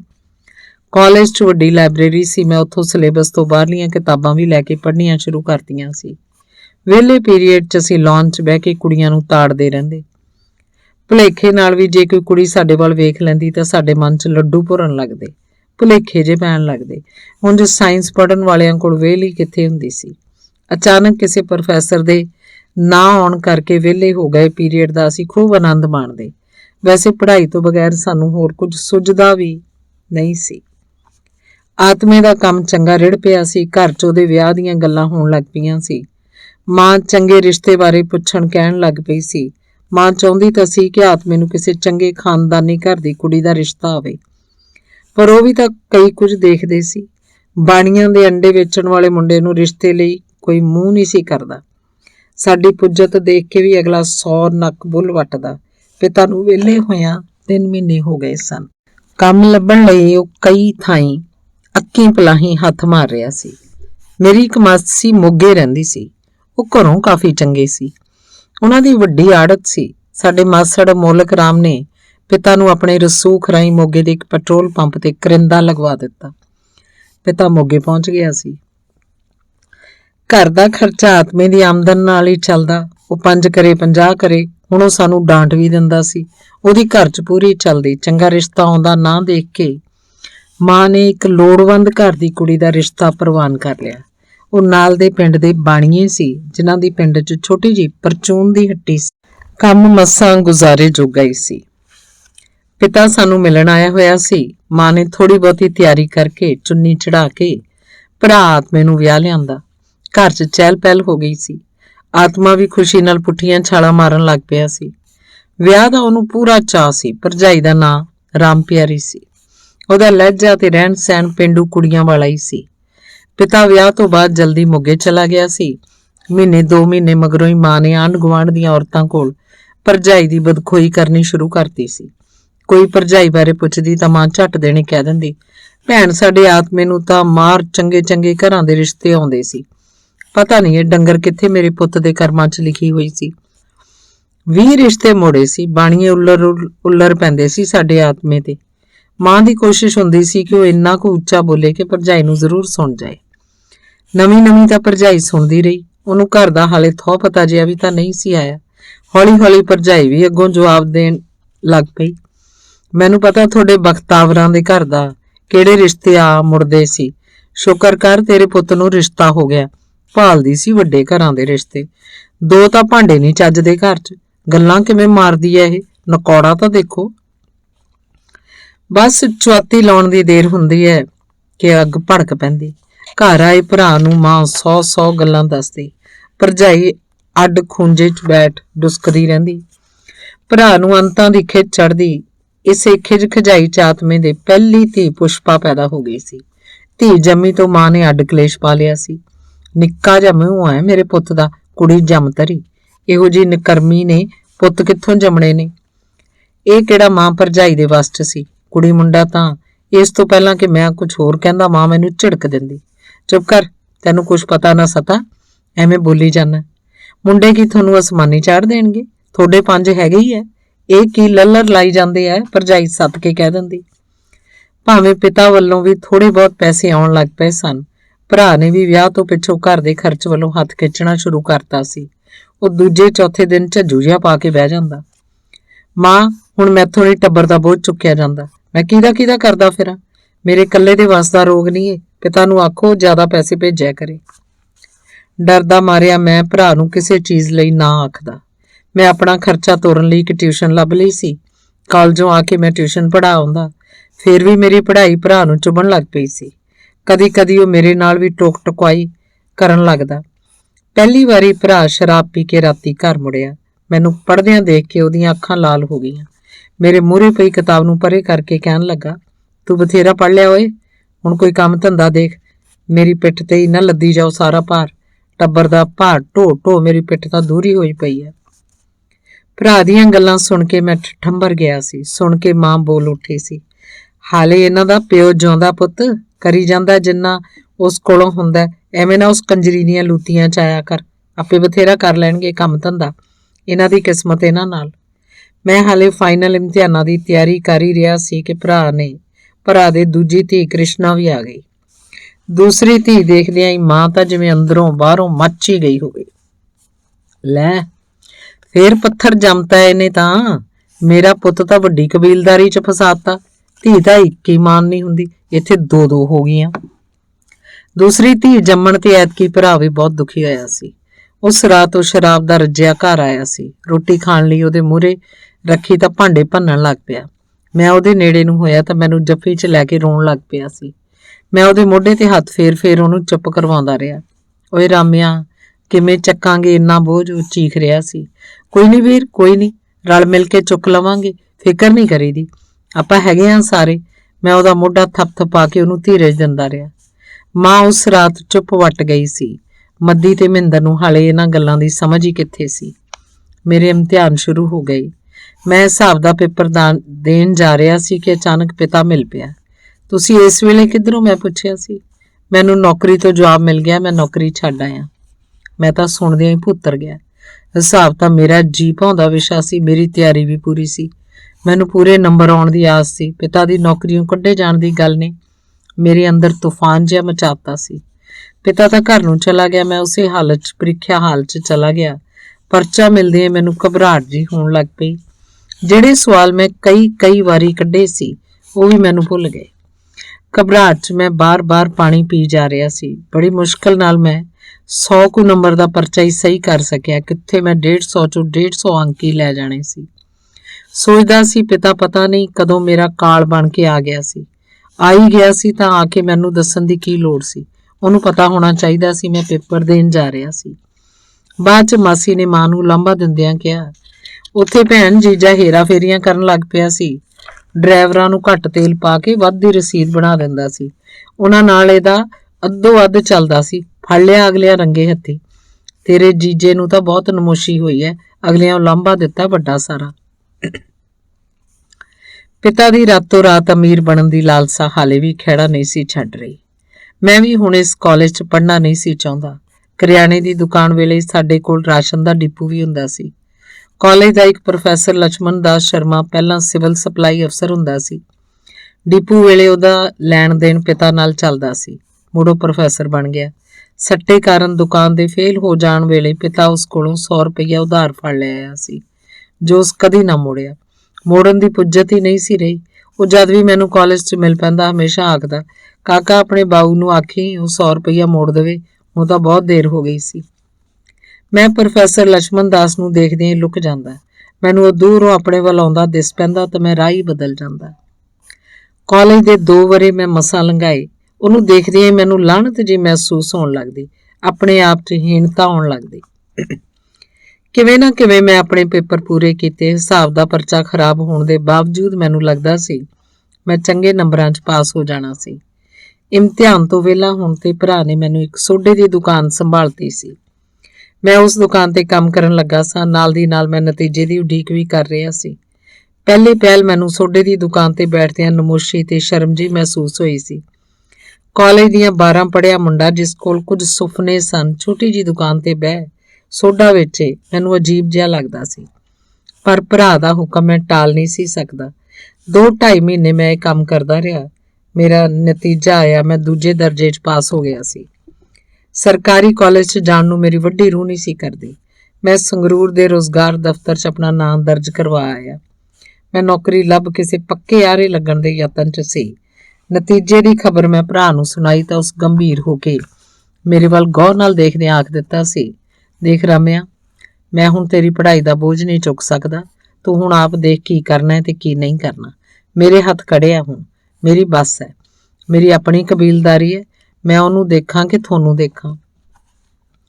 ਮੇਰੀ ਪੜ੍ਹਾਈ ਬੰਦ ਹੋਣ ਦਾ ਸੰਕੇਤ ਮਿਲ ਗਿਆ ਸੀ। ਉਦੋਂ ਹੀ ਰੁਜ਼ਗਾਰ ਦਫ਼ਤਰੋਂ ਨੌਕਰੀ ਲਈ ਮੇਰਾ ਨਾਂ ਨਿਕਲ ਆਇਆ। ਮੈਨੂੰ ਬਿਜਲੀ ਬੋਰਡ ਸੰਗਰੂਰ ਦੇ ਦਫ਼ਤਰ 'ਚ ਕਲਰਕ ਦੀ ਨੌਕਰੀ ਲਈ ਬੁਲਾਇਆ ਗਿਆ ਸੀ। 10ਵੀਂ ਤੇ FA ਦੇ ਨੰਬਰਾਂ ਦੇ ਆਧਾਰ ਤੇ ਮੈਨੂੰ 100 ਰੁਪਏ ਮਾਸਿਕ ਦੀ ਨੌਕਰੀ ਮਿਲ ਗਈ ਸੀ। ਮੈਂ ਸ਼ੁਕਰ ਕੀਤਾ ਸੀ। ਮੇਰੀ ਅਗਲੀ ਪੜ੍ਹਾਈ ਪ੍ਰਾਈਵੇਟ ਤੌਰ ਤੇ ਸ਼ੁਰੂ ਹੋ ਜਾਣੀ ਸੀ। ਪਿਤਾ ਦੀ ਵਾਕਫੀਅਤ ਮੋਗੇ ਦੇ ਖੇਤਰ 'ਚ ਹੋ ਗਈ ਸੀ। ਉਹਨੂੰ ਮੋਗੇ ਦੇ ਨੇੜਲੇ ਕਸਬੇ ਤਲਵੰਡੀ ਭਾਈ ਵਿਖੇ ਮੁਨੀਮੀ ਦਾ ਕੰਮ ਮਿਲ ਗਿਆ ਸੀ। ਪਿਤਾ, ਮਾਂ ਤੇ ਤਿੰਨੇ ਛੋਟੇ ਤਲਵੰਡੀ ਚਲੇ ਗਏ। ਮੈਂ ਸੰਗਰੂਰ ਸੈਟਲ ਹੋ ਗਿਆ ਸੀ। ਤੁਰਨ ਵੇਲੇ ਮਾਂ ਕਹਿੰਦੀ ਰਹੀ ਸੀ, ਰਿਚਕ ਵਜੋਕੇ ਆਦਮੀ ਗਏ ਮੁਹੱਬਤਾਂ ਤੋੜ। ਸੋਹਣਾ ਟੱਬਰ ਸੀ ਮੇਰਾ, ਖੱਖੜੀਆਂ ਕਰੇਲਾ ਹੋ ਗਿਆ। ਇਸ ਲਈ ਵੀ ਉਹ ਭਰਜਾਈ ਨੂੰ ਹੀ ਦੋਸ਼ ਦੇ ਰਹੀ ਸੀ। ਇਹੋ ਜਿਹੀ ਚੰਦਰੀ ਪੁੱਠੇ ਪੈਰਾਂ ਵਾਲੀ ਆਈ ਹੈ, ਟੱਬਰ ਅੱਡੋ ਫਾਟ ਕਰਤਾ। ਸਾਡੇ ਚਲੇ ਜਾਣ ਤੇ ਭਰਜਾਈ ਤੇ ਭਰਾ ਨੇ ਸੁੱਖ ਦਾ ਸਾਹ ਲਿਆ ਸੀ। ਸੱਤੀ ਨਾਲ ਮੇਰਾ ਸੰਪਰਕ ਟੁੱਟ ਗਿਆ ਸੀ। ਹਾਲ ਦੀ ਘੜੀ ਉਸ ਪ੍ਰਤੀ ਮੇਰੇ ਮਨ 'ਚ ਉਬਲ ਰਹੀ ਜ਼ਹਿਰ ਮੱਠੀ ਪੈ ਗਈ ਸੀ। ਅੰਗ 9। ਉਹਨਾਂ ਦਿਨਾਂ 'ਚ ਅਗਾਂਹ ਪੜ੍ਹਾਈ ਕਰਨ ਲਈ ਇੱਕ ਰਸਤਾ ਖੁੱਲ੍ਹਾ ਸੀ। FA ਤੋਂ ਬਾਅਦ ਮੈਨੂੰ ਗਿਆਨੀ ਜਾਂ ਪ੍ਰਭਾਕਰ ਕਰਨੀ ਪੈਣੀ ਸੀ। ਫਿਰ BA ਦੀ ਅੰਗਰੇਜ਼ੀ ਪਾਸ ਕਰਕੇ ਇੱਕ ਹੋਰ ਫਾਲਤੂ ਵਿਸ਼ਾ ਕਰ ਲੈਣ ਤੇ ਪੰਜਾਬ ਯੂਨੀਵਰਸਿਟੀ BA ਦੀ ਡਿਗਰੀ ਦੇ ਦਿੰਦੀ ਸੀ। ਇੱਥੇ ਇੱਕ ਗੱਲ ਦੱਸਣੀ ਜ਼ਰੂਰੀ ਸੀ। ਮੇਰਾ ਇੱਕ ਕੁਲੀਗ ਪਿਆਰਾ ਲਾਲ ਮੈਨੂੰ ਇੱਕ ਮਸ਼ਹੂਰ ਜੋਤਸ਼ੀ ਕੋਲ ਲੈ ਗਿਆ। ਮੈਂ ਉਹਨੂੰ ਕਿਹਾ ਵੀ ਯਾਰ, ਮੈਨੂੰ ਇਹਨਾਂ ਜੋਤਸ਼ੀਆਂ ਦੀਆਂ ਗੱਲਾਂ ਤੇ ਇਤਬਾਰ ਨਹੀਂ ਹੈਗਾ, ਐਵੇਂ ਭਰਮ ਭੁਲੇਖੇ 'ਚ ਪਾ ਦਿੰਦੇ ਆ। ਪਰ ਉਹ ਮੈਨੂੰ ਕਹਿ ਸੁਣ ਕੇ ਜ਼ਬਰਦਸਤੀ ਉਸ ਜੋਤਸ਼ੀ ਕੋਲ ਲੈ ਗਿਆ। ਪਹਿਲਾਂ ਉਸ ਪਿਆਰਾ ਲਾਲ ਦਾ ਹੱਥ ਵੇਖਿਆ, ਉਹਨੂੰ ਕੁਝ ਗੱਲਾਂ ਦੱਸੀਆਂ, ਫਿਰ ਮੇਰਾ ਹੱਥ ਦੇਖ ਕੇ ਕਹਿਣ ਲੱਗਾ, ਨੌਜਵਾਨ, ਤੇਰੀ ਪੜ੍ਹਾਈ ਦੀ ਰੇਖਾ 'ਚ ਤਾਂ ਡੱਕਾ ਲੱਗ ਗਿਆ। ਹੁਣ ਸ਼ਾਇਦ ਹੀ ਤੂੰ ਅਗਾਂਹ ਪੜ੍ਹ ਸਕੇ। ਹਾਲਾਤ ਵੀ ਕੁਝ ਅਜਿਹੇ ਬਣ ਗਏ ਆ ਕਿ ਤੇਰੀ ਪੜ੍ਹਾਈ ਖਤਮ ਹੋ ਗਈ ਹੈ। ਸੁਣ ਕੇ ਮੈਨੂੰ ਘਬਰਾਹਟ ਹੋਈ ਸੀ, ਪਰ ਨਾਲ ਹੀ ਮੈਨੂੰ ਇੱਕ ਚੈਲੰਜ ਵੀ ਮਿਲ ਗਿਆ ਸੀ। ਮੈਂ ਆਪਣੀ ਪੜ੍ਹਾਈ ਕਰਕੇ ਦਿਖਾਊਂ, ਮੈਂ ਇਸ ਜੋਤਸ਼ੀ ਨੂੰ ਝੂਠਾ ਸਿੱਧ ਕਰੂੰ। ਮੇਰੀ ਪੜ੍ਹਾਈ ਕਿਹੜਾ ਇਹਦੇ ਹੱਥ 'ਚ ਫੜੀ ਹੋਈ ਹੈ। ਮੈਂ ਉਸ ਚੈਲੰਜ ਕਾਰਨ ਹੀ ਗਾਂਹ ਪੜ੍ਹਨ ਦੀ ਧਾਰ ਲਈ ਸੀ। ਪਹਿਲੀ ਤਨਖਾਹ ਮਿਲਦਿਆਂ ਮੈਂ ਪ੍ਰਭਾਕਰ ਦੀਆਂ ਕਿਤਾਬਾਂ ਲੈ ਆਇਆ ਸੀ। ਪੜ੍ਹਾਈ ਜ਼ੋਰ ਸ਼ੋਰ ਨਾਲ ਸ਼ੁਰੂ ਕਰਤੀ। ਸ਼ੁਰੂ 'ਚ ਹੀ ਮੈਂ ਭਰਾ ਕੋਲ ਹੀ ਆ ਜਾਇਆ ਕਰਦਾ ਸੀ। ਕਾਲਜ ਦੇ ਮੁੰਡਿਆਂ ਵਾਂਗ ਮੇਰੇ ਹੱਥ 'ਚ ਕਿਤਾਬਾਂ ਹੁੰਦੀਆਂ। ਮੈਂ ਗੱਡੀ ਰਾਹੀਂ ਰੋਜ਼ ਸੰਗਰੂਰੋਂ ਆ ਜਾਇਆ ਕਰਦਾ ਸੀ। ਉਦੋਂ ਹੀ ਰਾਹ 'ਚੋਂ ਗੱਡੀ ਫੜ ਕੇ ਸੰਗਰੂਰ ਪੜ੍ਹਨ ਆਉਂਦੀਆਂ ਕੁੜੀਆਂ 'ਚੋਂ ਇੱਕ ਕੁੜੀ ਸ਼ਰਨਜੀਤ ਨਾਲ ਮੈਨੂੰ ਪਹਿਲੀ ਨਜ਼ਰ ਵਾਲਾ ਪ੍ਰੇਮ ਹੋ ਗਿਆ ਸੀ। ਹੋਇਆ ਇਉਂ ਕਿ ਮੈਂ ਇੱਕ ਦਿਨ ਡੱਬੇ 'ਚ ਬੈਠਾ ਸੀ। ਉਸ ਦਿਨ ਗੱਡੀ 'ਚ ਭੀੜ ਬਹੁਤ ਸੀ। ਉਹ ਕੁੜੀ ਮੇਰੇ ਵਾਲੇ ਡੱਬੇ 'ਚ ਹੀ ਆ ਚੜੀ ਸੀ। ਮੈਂ ਬਹੁਤ ਸਨਮਾਨ ਨਾਲ ਉਹਨੂੰ ਆਪਣੇ ਵਾਲੀ ਸੀਟ ਬੈਠਣ ਲਈ ਦੇ ਦਿੱਤੀ। ਉਹ ਬਹਿ ਗਈ ਤੇ ਮੈਂ ਸਾਰੇ ਰਾਹ ਖੜੋਤਾ ਰਿਹਾ ਸੀ। ਕਦੀ ਅਸੀਂ ਇੱਕ ਦੂਜੇ ਵੱਲ ਵੇਖ ਲੈਂਦੇ। ਬਸ ਸਮਝੋ ਉਸੇ ਦਿਨ ਤੋਂ ਸਾਡਾ ਪ੍ਰੇਮ ਹੋ ਗਿਆ ਸੀ। ਮੁੜੋ ਮੈਨੂੰ ਲੱਭ ਕੇ ਮੇਰੇ ਵਾਲੇ ਡੱਬੇ 'ਚ ਹੀ ਚੜ੍ਹਦੀ। ਅਸੀਂ ਇੱਕ ਦੂਜੇ ਵੱਲ ਵੇਖਦੇ ਰਹਿੰਦੇ, ਦੇਖ ਸਰਸ਼ਾਰ ਹੁੰਦੇ ਰਹਿੰਦੇ। ਅਗਾਂਹ ਮੈਂ ਆਪਣੇ ਦਫ਼ਤਰ ਵੱਲ ਨਿਕਲ ਜਾਂਦਾ ਤੇ ਉਹ ਕੁੜੀਆਂ ਦੇ ਸਕੂਲ ਵੱਲ ਚਲੀਆਂ ਜਾਂਦੀਆਂ।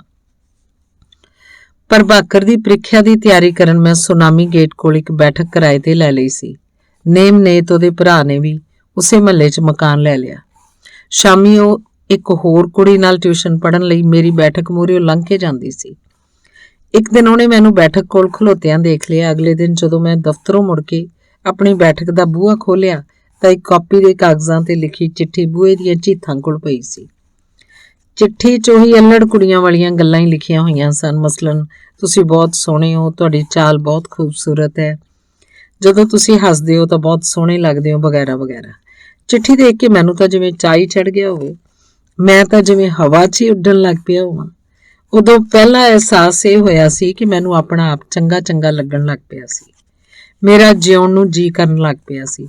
ਆਪਣਾ ਆਲਾ ਦੁਆਲਾ ਸੋਹਣਾ ਤੇ ਖੂਬਸੂਰਤ ਲੱਗਣ ਲੱਗ ਪਿਆ ਸੀ। ਮੇਰੇ ਮਕਾਨ ਮਾਲਕ ਦੀ ਪ੍ਰਾਇਮਰੀ 'ਚ ਪੜ੍ਹਦੀ ਧੀ ਨੇ ਮੈਨੂੰ ਦੱਸਿਆ ਸੀ, ਭਾਜੀ, ਆ ਜਿਹੜੀਆਂ ਦੋ ਕੁੜੀਆਂ ਇੱਧਰੋਂ ਸ਼ਾਮ ਨੂੰ ਲੰਘਦੀਆਂ ਹੁੰਦੀਆਂ ਨੇ, ਉਹਨਾਂ ਨੇ ਹੀ ਸਿੱਟੀ ਹੈ ਚਿੱਠੀ। ਉਹਨਾਂ ਆਪਣੀਆਂ ਕਿਤਾਬਾਂ ਆਪਣੀ ਥੜੀ ਕੋਲ ਸੁੱਟ ਲਈਆਂ। ਫਿਰ ਇੱਕ ਕੁੜੀ ਨੇ ਕਿਤਾਬਾਂ ਚੁੱਕਦਿਆਂ ਚਿੱਠੀ ਤੁਹਾਡੀ ਬੈਠਕ 'ਚ ਸੁੱਟਤੀ ਸੀ। ਮੈਂ ਸਮਝ ਤਾਂ ਗਿਆ, ਪਰ ਉਸ ਕੁੜੀ ਦੇ ਦੱਸਣ ਤੇ ਮੈਨੂੰ ਤਸੱਲੀ ਹੋ ਗਈ ਸੀ। ਮੈਂ ਸਾਰੀ ਰਾਤ ਜਵਾਬ ਦੇਣ ਬਾਰੇ ਸੋਚਦਾ ਰਿਹਾ। ਅਗਲੇ ਦਿਨ ਦਫ਼ਤਰੋਂ ਮੈਂ ਵਧੀਆ ਮੋਟੇ ਗਲੇਜ਼ਡ ਕਾਗਜ਼ ਲਿਆਂਦੇ, ਚਿੱਠੀ ਲਿਖਣ ਬਹਿ ਗਿਆ। ਚਿੱਠੀ ਲਿਖਣ ਦਾ ਇਹ ਮੇਰਾ ਪਹਿਲਾ ਤਜਰਬਾ ਸੀ। ਮੈਂ ਆਪਣਾ ਸਾਰਾ ਪ੍ਰੇਮ, ਸਾਰੀ ਮੁਹੱਬਤ ਉਸ ਚਿੱਠੀ 'ਚ ਭਰਤੀ। ਇੱਕ ਦੋ ਸ਼ੇਅਰ ਵੀ ਲਿਖੇ। ਸ਼ਰਨਜੀਤ ਦੇ ਸੁਹੱਪਣ ਦੀ ਪ੍ਰਸ਼ੰਸਾ ਕੀਤੀ, ਉਹਦੀਆਂ ਗੱਲਾਂ 'ਚ ਪੈਂਦੇ ਡਿੰਪਲਾਂ ਦੀ ਤਾਰੀਫ ਤੇ ਉਸਤਤ ਕੀਤੀ। ਚਿੱਠੀ ਤਿਆਰ ਕਰਕੇ ਮੈਂ ਉਹਨਾਂ ਦੇ ਆਉਣ ਦੀ ਉਡੀਕ ਕਰਨ ਲੱਗਾ। ਉਹਨਾਂ ਨੂੰ ਗਲੀ ਦਾ ਮੋੜ ਮੁੜਦਿਆਂ ਦੇਖ ਮੈਂ ਮਾਲਕ ਮਕਾਨ ਦੀ ਧੀ ਨੂੰ ਹੀ ਚਿੱਠੀ ਉਹਨਾਂ ਨੂੰ ਦੇਣ ਲਈ ਮਨਾ ਲਿਆ। ਉਸ ਛੋਪਲੇ ਜੇ ਚਿੱਠੀ ਸ਼ਰਨਜੀਤ ਦੇ ਹੱਥ ਹੀ ਫੜਾਈ। ਚਿੱਠੀ ਫੜ ਕੇ ਉਹ ਦੋਵੇਂ ਖੂਬ ਹੱਸੀਆਂ। ਚਿੱਠੀ ਪੱਤਰ ਦਾ ਇਹ ਸਿਲਸਿਲਾ ਕਾਫੀ ਦੇਰ ਚੱਲਦਾ ਰਿਹਾ। ਮੇਰੇ ਤੇ ਤਾਂ ਸਮਝੋ ਇੱਕ ਜਨੂਨ, ਇੱਕ ਤਰ੍ਹਾਂ ਦਾ ਪਾਗਲਪਨ ਹੀ ਭਾਰੀ ਹੋ ਗਿਆ ਸੀ। मैं लंबे लंबे खत लिखण लग पिया। दफ्तर ਦਾ ਸਟੈਨੋ ਪੀਤਾਂਬਰ ਦਾਸ ਮੇਰਾ ਯਾਰ ਬਣ ਗਿਆ ਸੀ। ਉਸ ਕੋਲ ਅਫਸਰਾਂ ਵੱਲੋਂ ਲਿਖੇ ਜਾਣ ਵਾਲੇ ਅਰਧ ਸਰਕਾਰੀ ਪੱਤਰਾਂ ਲਈ ਵਿਸ਼ੇਸ਼ ਦੁੱਧ ਚਿੱਟੇ ਤੇ ਚਮਕੀਲੇ ਕਾਗਜ਼ ਹੁੰਦੇ ਸੀ। ਮੈਂ ਉਹ ਤੋਂ ਕਾਗਜ਼ ਲੈ ਆਉਂਦਾ, ਉਹਨਾਂ ਤੇ ਖੁਸ਼ਖਤ ਅੱਖਰਾਂ 'ਚ ਪ੍ਰੇਮ ਪੱਤਰ ਲਿਖਦਾ। ਇੱਕ ਵਾਰ ਮੈਂ 100 ਸਫ਼ੇ ਦੀ ਲੰਬੀ ਚਿੱਠੀ ਲਿਖੀ। ਉਸ 'ਚ ਪਤਾ ਨਹੀਂ ਕੀ ਲਿਖਿਆ, ਕੀ ਫਿਲਾਸਫੀ ਘੁੱਟੀ। ਸ਼ਰਨਜੀਤ ਨੇ ਚਿੱਠੀ ਲੈ ਕੇ ਬਸ ਇੰਨਾ ਕੁ ਜਵਾਬ ਹੀ ਲਿਖਿਆ, ਮੈਨੂੰ ਤਾਂ ਤੁਹਾਡੀਆਂ ਗੱਲਾਂ ਦੀ ਭੋਰਾ ਸਮਝ ਨਹੀਂ ਪਈ। ਚਿੱਠੀ ਦਿਮਾਗ ਤੋਂ ਨਹੀਂ ਦਿਲ ਤੋਂ ਲਿਖਣੀ ਚਾਹੀਦੀ ਹੈ। ਮੇਰੇ ਖਿਆਲ 'ਚ ਤੁਸੀਂ ਚਿੱਠੀ ਲਿਖਣ ਲੱਗਿਆਂ ਆਪਣੇ ਦਿਮਾਗ ਦੀ ਜ਼ਿਆਦਾ ਵਰਤੋਂ ਕਰਦੇ ਆ। ਤੁਹਾਡੀ ਚਿੱਠੀ ਤਾਂ ਬਾਹਲੀ ਖੁਸ਼ਕ ਆ। ਸ਼ਰਨਜੀਤ ਦੀਆਂ 2 ਸਤਰਾਂ ਪੜ੍ਹ ਕੇ ਮੈਂ ਤਾਂ ਜਾਣੋ ਠੰਡੇ ਪਾਣੀ 'ਚ ਹੀ ਲੱਥ ਗਿਆ। ਚਿੱਠੀ ਲਿਖਣ ਦਾ ਮੇਰਾ ਸਾਰਾ ਜੋਸ਼ ਇੱਕ ਵਾਰ ਤਾਂ ਢਹਿ ਢੇਰੀ ਹੋ ਗਿਆ। ਉਨੀ ਦਿਨੀ ਇੱਕ ਹੋਰ ਕੁੜੀ ਸੁਖਵਿੰਦਰ ਮੇਰੇ ਜੀਵਨ 'ਚ ਆ ਗਈ ਸੀ। ਮੈਂ ਉਦੋਂ ਨਵਾਂ ਲਾਲ ਇਮਲੀ ਦਾ ਦਾਖੀ ਰੰਗ ਦਾ ਕੋਟ ਪੈਂਟ ਕਿਸ਼ਤਾਂ 'ਚ ਪੈਸੇ ਦੇਣੇ ਕਰਕੇ ਸਿਲਵਾ ਲਿਆ ਸੀ। ਕੋਟ ਪੈਂਟ ਪਹਿਨ ਕੇ ਮੇਰੀ ਪੂਰੀ ਚੜ੍ਹਤ ਲੱਗਦੀ ਸੀ। ਗੋਰੇ ਰੰਗ ਤੇ ਉਹ ਸੂਟ ਫੱਬਦਾ ਹੀ ਬਹੁਤ ਸੀ। ਉਸ ਨਾਲ ਮੇਰੀ ਮੁਲਾਕਾਤ ਬਨਾਸਰ ਬਾਗ 'ਚ ਸੈਰ ਕਰਦਿਆਂ ਹੋਈ ਸੀ। ਪਹਿਲੀ ਨਜ਼ਰ ਦਾ ਇਸ਼ਕ ਸੀ ਇਹ ਵੀ। ਉਹ ਸੰਗਰੂਰ ਦੇ ਇੱਕ ਰਈਸ ਪਰਿਵਾਰ ਦੀ ਵਿਗੜੀ ਹੋਈ ਕੁੜੀ ਸੀ। ਉਹ ਮੌਕਾ ਤਕਾ ਕੇ ਮੇਰੀ ਬੈਠਕ 'ਚ ਆ ਜਾਂਦੀ, ਆਉਂਦਿਆਂ ਹੀ ਮੈਨੂੰ ਜੱਫੀ 'ਚ ਘੁੱਟ ਲੈਂਦੀ, ਮੇਰਾ ਮੂੰਹ ਚੁੰਮਣ ਲੱਗਦੀ। ਬਿੰਦਰ, ਤੂੰ ਮੈਨੂੰ ਇੰਨਾ ਮੋਹ ਕਿਉਂ ਕਰਦੀ ਹੈ? ਮੈਂ ਪੁੱਛਿਆ ਤਾਂ ਕਹਿਣ ਲੱਗੀ, ਤੈਨੂੰ ਤਾਂ ਖੁਦ ਨੂੰ ਹੀ ਪਤਾ ਨਹੀਂ ਕਿ ਤੂੰ ਕਿੰਨਾ ਸੋਹਣਾ। ਕੋਈ ਮੇਰੇ ਕੋਲੋਂ ਪੁੱਛ ਕੇ ਵੇਖੇ ਤਾਂ ਮੈਂ ਦੱਸਾਂ, ਤੇਰੇ ਤੇ ਤਾਂ ਕੋਈ ਵੀ ਕੁੜੀ ਜਾਨ ਦੇ ਸਕਦੀ ਹੈ। ਸੁਣ ਕੇ ਮੈਂ ਹੌਸਲੇ 'ਚ ਹੋ ਗਿਆ। ਇੱਕ ਦਿਨ ਸਾਡੇ ਸਰੀਰ ਵੀ ਇੱਕ ਦੂਸਰੇ 'ਚ ਸਮਾ ਗਏ। ਇਹ ਮੇਰਾ ਪਹਿਲਾ ਜਿਨਸੀ ਮੇਲ ਸੀ। ਪਲ ਦੀ ਪਲ ਤਾਂ ਮੈਨੂੰ ਲੱਗਾ ਜਿਵੇਂ ਮੈਂ ਹਿਮਾਲਾ ਫਤਿਹ ਕਰ ਲਿਆ ਹੋਵੇ, ਕੋਈ ਬਹੁਤ ਔਖਾ ਤੇ ਵੱਡਾ ਮੈਚ ਜਿੱਤ ਲਿਆ ਹੋਵੇ। ਉਹ ਤਾਂ ਚਲੀ ਗਈ ਸੀ, ਪਰ ਮੈਂ ਜਿਵੇਂ ਹਵਾ 'ਚ ਛਲਾਂਗਾ ਮਾਰਨੀਆਂ ਚਾਹੁੰਦਾ ਹੋਵਾਂ। ਇਹ ਗੱਲ ਮੈਂ ਸਾਰੇ ਸ਼ਹਿਰ ਨੂੰ ਦੱਸਣੀ ਚਾਹੁੰਦਾ ਸੀ। ਮੈਂ ਸਾਈਕਲ ਤੇ ਚੜ੍ਹ ਕੇ ਸਾਰੇ ਸ਼ਹਿਰ ਦੇ ਗੇੜੇ ਕੱਢੇ। ਮੈਂ ਤਾਂ ਜਿਵੇਂ ਹਵਾ 'ਚ ਉੱਡ ਰਿਹਾ ਸੀ। ਪਰ ਉਸੇ ਦਿਨ ਸ਼ਾਮ ਨੂੰ ਮਾਲਕ ਮਕਾਨ ਮੂਹਰੇ ਮੇਰੀ ਪੇਸ਼ੀ ਹੋ ਗਈ ਸੀ। ਉਸ ਘੂਰਦੇ ਹੋਏ ਕਿਹਾ, ਬਾਊ ਜੀ, ਤੁਹਾਡੇ ਕੰਮ ਸਾਨੂੰ ਨਹੀਂ ਪੁੱਗਦੇ। ਕੱਲ ਨੂੰ ਕੋਈ ਹੀਣ ਕੀਫ ਹੋ ਗਈ ਤਾਂ ਸਾਡੀ ਬਦਨਾਮੀ ਹੋ ਜੂ, ਨਾਲੇ ਸਾਡੇ ਬੱਚਿਆਂ ਤੇ ਇਹਦਾ ਬੁਰਾ ਅਸਰ ਪੈਂਦਾ। ਤੁਸੀਂ ਕਮਰੇ ਦਾ ਕਿਤੇ ਹੋਰ ਪ੍ਰਬੰਧ ਕਰ ਲਓ। ਅੱਜ ਇੱਕ ਸਿਪਾਹੀ ਵੀ ਇਹਨਾਂ ਦੇ ਬੂਹੇ ਵੱਲ ਘੂਰ ਦੇਖਦਾ ਲੰਘਿਆ ਸੀ। ਫੜੇ ਜਾਂਦੇ ਤਾਂ ਸਾਰੇ ਮੁਹੱਲੇ 'ਚ ਇਹਨਾਂ ਦਾ ਮੂੰਹ ਕਾਲਾ ਹੋਣਾ ਸੀ। ਮਾਲਕ ਮਕਾਨ ਦੀ ਪਤਨੀ ਨੇ ਵੀ ਕਹਿ ਦਿੱਤਾ ਸੀ। 2-4 ਦਿਨਾਂ ਬਾਅਦ ਮੈਂ ਕਮਰਾ ਬਦਲ ਲਿਆ ਸੀ। ਉਹ ਇੱਕ ਘਰ ਦੇ ਉੱਪਰਲਾ ਚੁਬਾਰਾ ਸੀ, ਹੇਠਾਂ ਪਰਿਵਾਰ ਖੁਦ ਰਹਿੰਦਾ ਸੀ। ਉੱਥੇ ਸ਼ਰਨਜੀਤ ਨੂੰ ਚਿੱਠੀਆਂ ਨਹੀਂ ਸੀ ਲਿਖੀਆਂ ਜਾ ਸਕਦੀਆਂ। ਉੱਥੇ ਸੁਖਵਿੰਦਰ ਖੁੱਲ੍ਹੇਆਮ ਨਹੀਂ ਸੀ ਆ ਸਕਦੀ। ਮੈਂ ਵੀ ਆਪਣੀ ਬਿਰਤੀ ਪੜ੍ਹਾਈ ਵੱਲ ਲਾਉਣ ਦੀ ਸੋਚ ਲਈ ਸੀ। ਏਦਾਂ ਤਾਂ ਜੋਤਸ਼ੀ ਵਾਲੀ ਗੱਲ ਸੱਚ ਹੋ ਜਾਣੀ ਸੀ, ਮੈਂ ਸੋਚ ਰਿਹਾ ਸੀ। ਭਾਈ ਰਾਮਿਆ, ਤੂੰ ਕਿਹੜੇ ਕੰਮਾਂ 'ਚ ਪੈ ਗਿਆ? ਪੜ੍ਹਾਈ ਵਾਲਾ ਤੇਰਾ ਜੋਸ਼ ਕਿੱਧਰ ਗਿਆ? ਤੂੰ ਜੋਤਸ਼ੀ ਨੂੰ ਝੂਠਾ ਸਿੱਧ ਕਰਨਾ, ਪੜ੍ਹਾਈ ਵੱਲ ਤਵੱਜੋ ਦੇ। ਮੈਂ ਸਾਰਾ ਕੁਝ ਵਿਸਾਰ ਆਪਣੀ ਪੜ੍ਹਾਈ 'ਚ ਲੱਗ ਗਿਆ ਸੀ। ਦਫ਼ਤਰੀ ਕੰਮ ਤੋਂ ਬਾਅਦ ਮੈਂ ਬਾਕੀ ਸਮਾਂ ਪੜ੍ਹਾਈ ਕਰਦਾ ਦੱਬ ਕੇ। ਪ੍ਰਭਾਕਰ ਦੇ ਪਰਚੇ ਦਿੱਤੇ, ਠੀਕ ਹੋ ਗਏ। ਪਾਸ ਹੋਣ ਦੀ ਪੂਰੀ ਉਮੀਦ ਸੀ। ਇਸੇ ਲਈ ਨਤੀਜਾ ਆਉਣ ਤੋਂ ਪਹਿਲਾਂ ਹੀ ਮੈਂ BA ਇੰਗਲਿਸ਼ ਦੀਆਂ ਕਿਤਾਬਾਂ ਲੈ ਆਇਆ ਸੀ। ਉਨੀ ਦਿਨੀ ਮੈਂ ਇੱਕ ਸ਼ਬਦਕੋਸ਼ ਵੀ ਖਰੀਦਿਆ। ਉਹਦੀ ਮਦਦ ਨਾਲ ਮੈਂ ਅੰਗਰੇਜ਼ੀ ਦੀ ਪੜ੍ਹਾਈ ਸ਼ੁਰੂ ਕਰਤੀ। ਪ੍ਰਭਾਕਰ ਦਾ ਨਤੀਜਾ ਆਇਆ। ਮੈਂ ਉਮੀਦ ਮੁਜਬ ਪਾਸ ਹੋ ਗਿਆ ਸੀ। ਮੈਂ ਆਪਣੇ ਭਰਾ ਨੂੰ ਨਤੀਜੇ ਬਾਰੇ ਦੱਸਣ ਪਿੰਡ ਗਿਆ। ਭਰਾ ਸੁਣ ਕੇ ਖੁਸ਼ ਹੋ ਗਿਆ ਸੀ, ਪਰ ਨਾਲ ਹੀ ਕਹਿਣ ਲੱਗਾ, ਤੁਸੀਂ ਤਾਂ ਰਾਮਿਆ ਹੁਣ ਇੱਥੇ ਆਉਂਦੇ ਹੀ ਨਹੀਂ। ਮੈਂ ਤਾਂ ਜਾਣੋ ਕੱਲਾ ਹੀ ਰਹਿ ਗਿਆ। ਕਦੇ ਆ ਜਿਆ ਕਰ ਭਰਾ, ਸਾਂਝਾ ਖੂਨ ਹੈ ਆਪਣਾ, ਸਕੇ ਭਰਾ ਫਿਰ ਵੀ 9 ਮਾਸ ਦਾ ਰਿਸ਼ਤਾ ਹੈ। ਇਸ ਵਾਰ ਭਰਜਾਈ ਨੇ ਵੀ ਕਾਫੀ ਮੋਹ ਦਿਖਾਇਆ ਸੀ। ਘਰ ਦੇ ਬਾਹਰ ਇੱਕ ਟੈਂਪੂ ਖੜਾ ਦੇਖ ਕੇ ਮੈਂ ਪੁੱਛਿਆ ਸੀ, ਇਹ ਕਿਹਦਾ? ਆਪਣਾ ਹੈ, ਹੋਰ ਕਿਹਦਾ ਹੋਣਾ? ਆਪਾਂ ਰਾਮਿਆ ਹੁਣ ਟੈਂਪੂ ਚਲਾਉਣ ਦਾ ਕੰਮ ਕਰ ਲਿਆ। 2 ਗੇੜੇ ਵੀ ਚੰਗੇ ਲੱਗ ਜਾਣ, ਮਹੀਨੇ ਜਿੰਨੇ ਪੈਸੇ ਆ ਜਾਂਦੇ ਆ। ਤੈਨੂੰ ਮੇਰਾ ਨਾਂ ਲਿਖਿਆ ਨਹੀਂ ਦਿਸਿਆ ਟੈਂਪੂ ਤੇ? ਭਰਾ ਨੇ ਛਾਤੀ ਚੌੜੀ ਕਰਕੇ ਆਖਿਆ। ਮੈਂ ਮੁੜ ਕੇ BA ਇੰਗਲਿਸ਼ ਦੀ ਪੜ੍ਹਾਈ 'ਚ ਰੁੱਝ ਗਿਆ ਸੀ। ਦਫ਼ਤਰ ਦੇ ਕੰਮ 'ਚ ਵੀ ਮੇਰੀ ਮੁਹਾਰਤ ਵੱਧ ਗਈ ਸੀ। ਕੰਮ ਦੀ ਮੈਂ ਜਲਦੀ ਪਕੜ ਕਰ ਲਈ ਸੀ। ਅਫਸਰ ਤੇ ਹੈੱਡ ਕਲਰਕ ਮੇਰੇ ਕੰਮ ਤੋਂ ਬਹੁਤ ਖੁਸ਼ ਸਨ। ਪਹਿਲ ਮੈਨੂੰ ਰਿਕਾਰਡ ਤੇ ਲਾਇਆ ਸੀ, ਪਰ ਮੇਰੀ ਕਾਰਜ ਕੁਸ਼ਲਤਾ ਦੇਖ ਕੇ ਮੈਨੂੰ ਤਨਖਾਹ ਕਲਰਕ ਬਣਾਤਾ ਸੀ। ਦਫ਼ਤਰਾਂ 'ਚ ਪੰਜਾਬੀ 'ਚ ਕੰਮਕਾਜ ਹੋਣ ਲੱਗ ਪਿਆ ਸੀ। ਮੇਰੀ ਅੰਗਰੇਜ਼ੀ ਤੇ ਪੰਜਾਬੀ ਦੋਵੇਂ ਵਧੀਆ ਸਨ। ਫਾਈਲਾਂ ਦੀ ਨੋਟਿੰਗ ਮੈਂ ਵਧੀਆ ਲਿਖ ਲੈਂਦਾ ਸੀ। ਥੋੜੇ ਜਿਹੇ ਸਮੇਂ 'ਚ ਹੀ ਮੈਂ ਸਫਲ ਦਫ਼ਤਰੀ ਬਾਬੂ ਬਣ ਗਿਆ ਸੀ। ਇੱਕ ਦਿਨ ਭੀਖੂ ਚਪੜਾਸੀ ਨੇ ਆ ਕੇ ਮੈਨੂੰ ਆਖਿਆ, ਇੱਕ ਮੰਗਤਾ ਜਿਹਾ ਤੁਹਾਨੂੰ ਬਾਹਰ ਪੁੱਛਦਾ ਬਾਊ ਜੀ, ਕਹਿੰਦਾ ਮੈਂ ਮਿਲਣਾ ਤੁਹਾਨੂੰ। ਮੈਂ ਬਾਹਰ ਆਇਆ। ਸੱਤੀ ਫਟੇਹਾਲ ਨੰਗੇ ਪੈਰੀ ਖਲੋਤਾ ਸੀ। ਮੈਂ ਪਿੰਡ ਗਿਆ ਸੀ। ਵੀਰ ਨੇ ਮੈਨੂੰ ਬਹੁਤ ਕੁੱਟਿਆ, ਕੁੱਟ ਭਜਾਤਾ। ਸੱਤੀ ਰੋਣੀ ਸੂਰਤ ਬਣਾ ਕੇ ਦੱਸ ਰਿਹਾ ਸੀ। ਉਹਨੂੰ ਇਸ ਹਾਲਤ 'ਚ ਮੇਰੇ ਕੋਲ ਆਇਆ ਦੇਖ ਕੇ ਮੈਨੂੰ ਵੀ ਚੀਹ ਚੜ੍ਹ ਗਈ। ਇਹ ਮੇਰੀ ਵੀ ਪੋਜੀਸ਼ਨ ਖਰਾਬ ਕਰੂ, ਕਿਸੇ ਨੂੰ ਪਤਾ ਲੱਗ ਗਿਆ ਤਾਂ ਕਿੰਨੀ ਬਦਨਾਮੀ ਹੋਊ ਮੇਰੀ। ਕੀ ਦੱਸਦਾ ਫਿਰ ਮੈਂ ਪਲ ਦੀ ਪਲ ਸੋਚ ਗਿਆ ਸਾਂ। ਤੂੰ ਆਇਆ ਕਿਵੇਂ ਆ ਇੱਥੇ? ਤੇਰੇ ਕੋਲ ਘਰ ਟਿੱਕੇ ਨਹੀਂ ਪਿਆ ਹੁੰਦਾ? ਤੇਰੇ ਕੋਲ ਰਮਾਨ ਨਾਲ ਰੋਟੀ ਨਹੀਂ ਖਾਧੀ ਜਾਂਦੀ? ਧੱਕੇ ਖਾਂਦਾ ਫਿਰਦਾ ਥਾਂ। ਮੈਂ ਉਹਨੂੰ 5 ਰੁਪਏ ਦਿੱਤੇ ਤੇ ਆਖਿਆ, ਉੱਡ ਜਾ ਇੱਥੋਂ। ਮੁੜ ਕੇ ਇੱਥੇ ਆਇਆ ਤਾਂ ਤੇਰੇ ਨਾਲ ਉਹ ਕਰੂੰ ਜਿਹੜੀ ਕਿਸੇ ਪਾਂ ਖਾਧੇ ਕੁੱਤੇ ਨਾਲ ਵੀ ਨਾ ਹੋਵੇ। ਸਤੀ ਨੇ ਝਪੱਟ ਜੀ ਮਾਰ ਕੇ ਨੋਟ ਮੇਰੇ ਹੱਥੋਂ ਖੋਹ ਲਿਆ।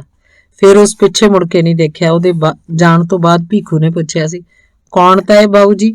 ਐਵੇਂ ਇੱਕ ਮੰਗਤਾ ਪਿੰਡ ਸਾਡੇ ਮਹੱਲੇ 'ਚ ਫਿਰਦਾ ਹੁੰਦਾ ਸੀ, ਇੱਥੇ ਵੀ ਆ ਗਿਆ, ਐਵੇਂ ਮੰਗਦਾ ਖਾਂਦਾ ਫਿਰਦਾ। ਮੈਥੋਂ ਕਹਿ ਹੋ ਗਿਆ।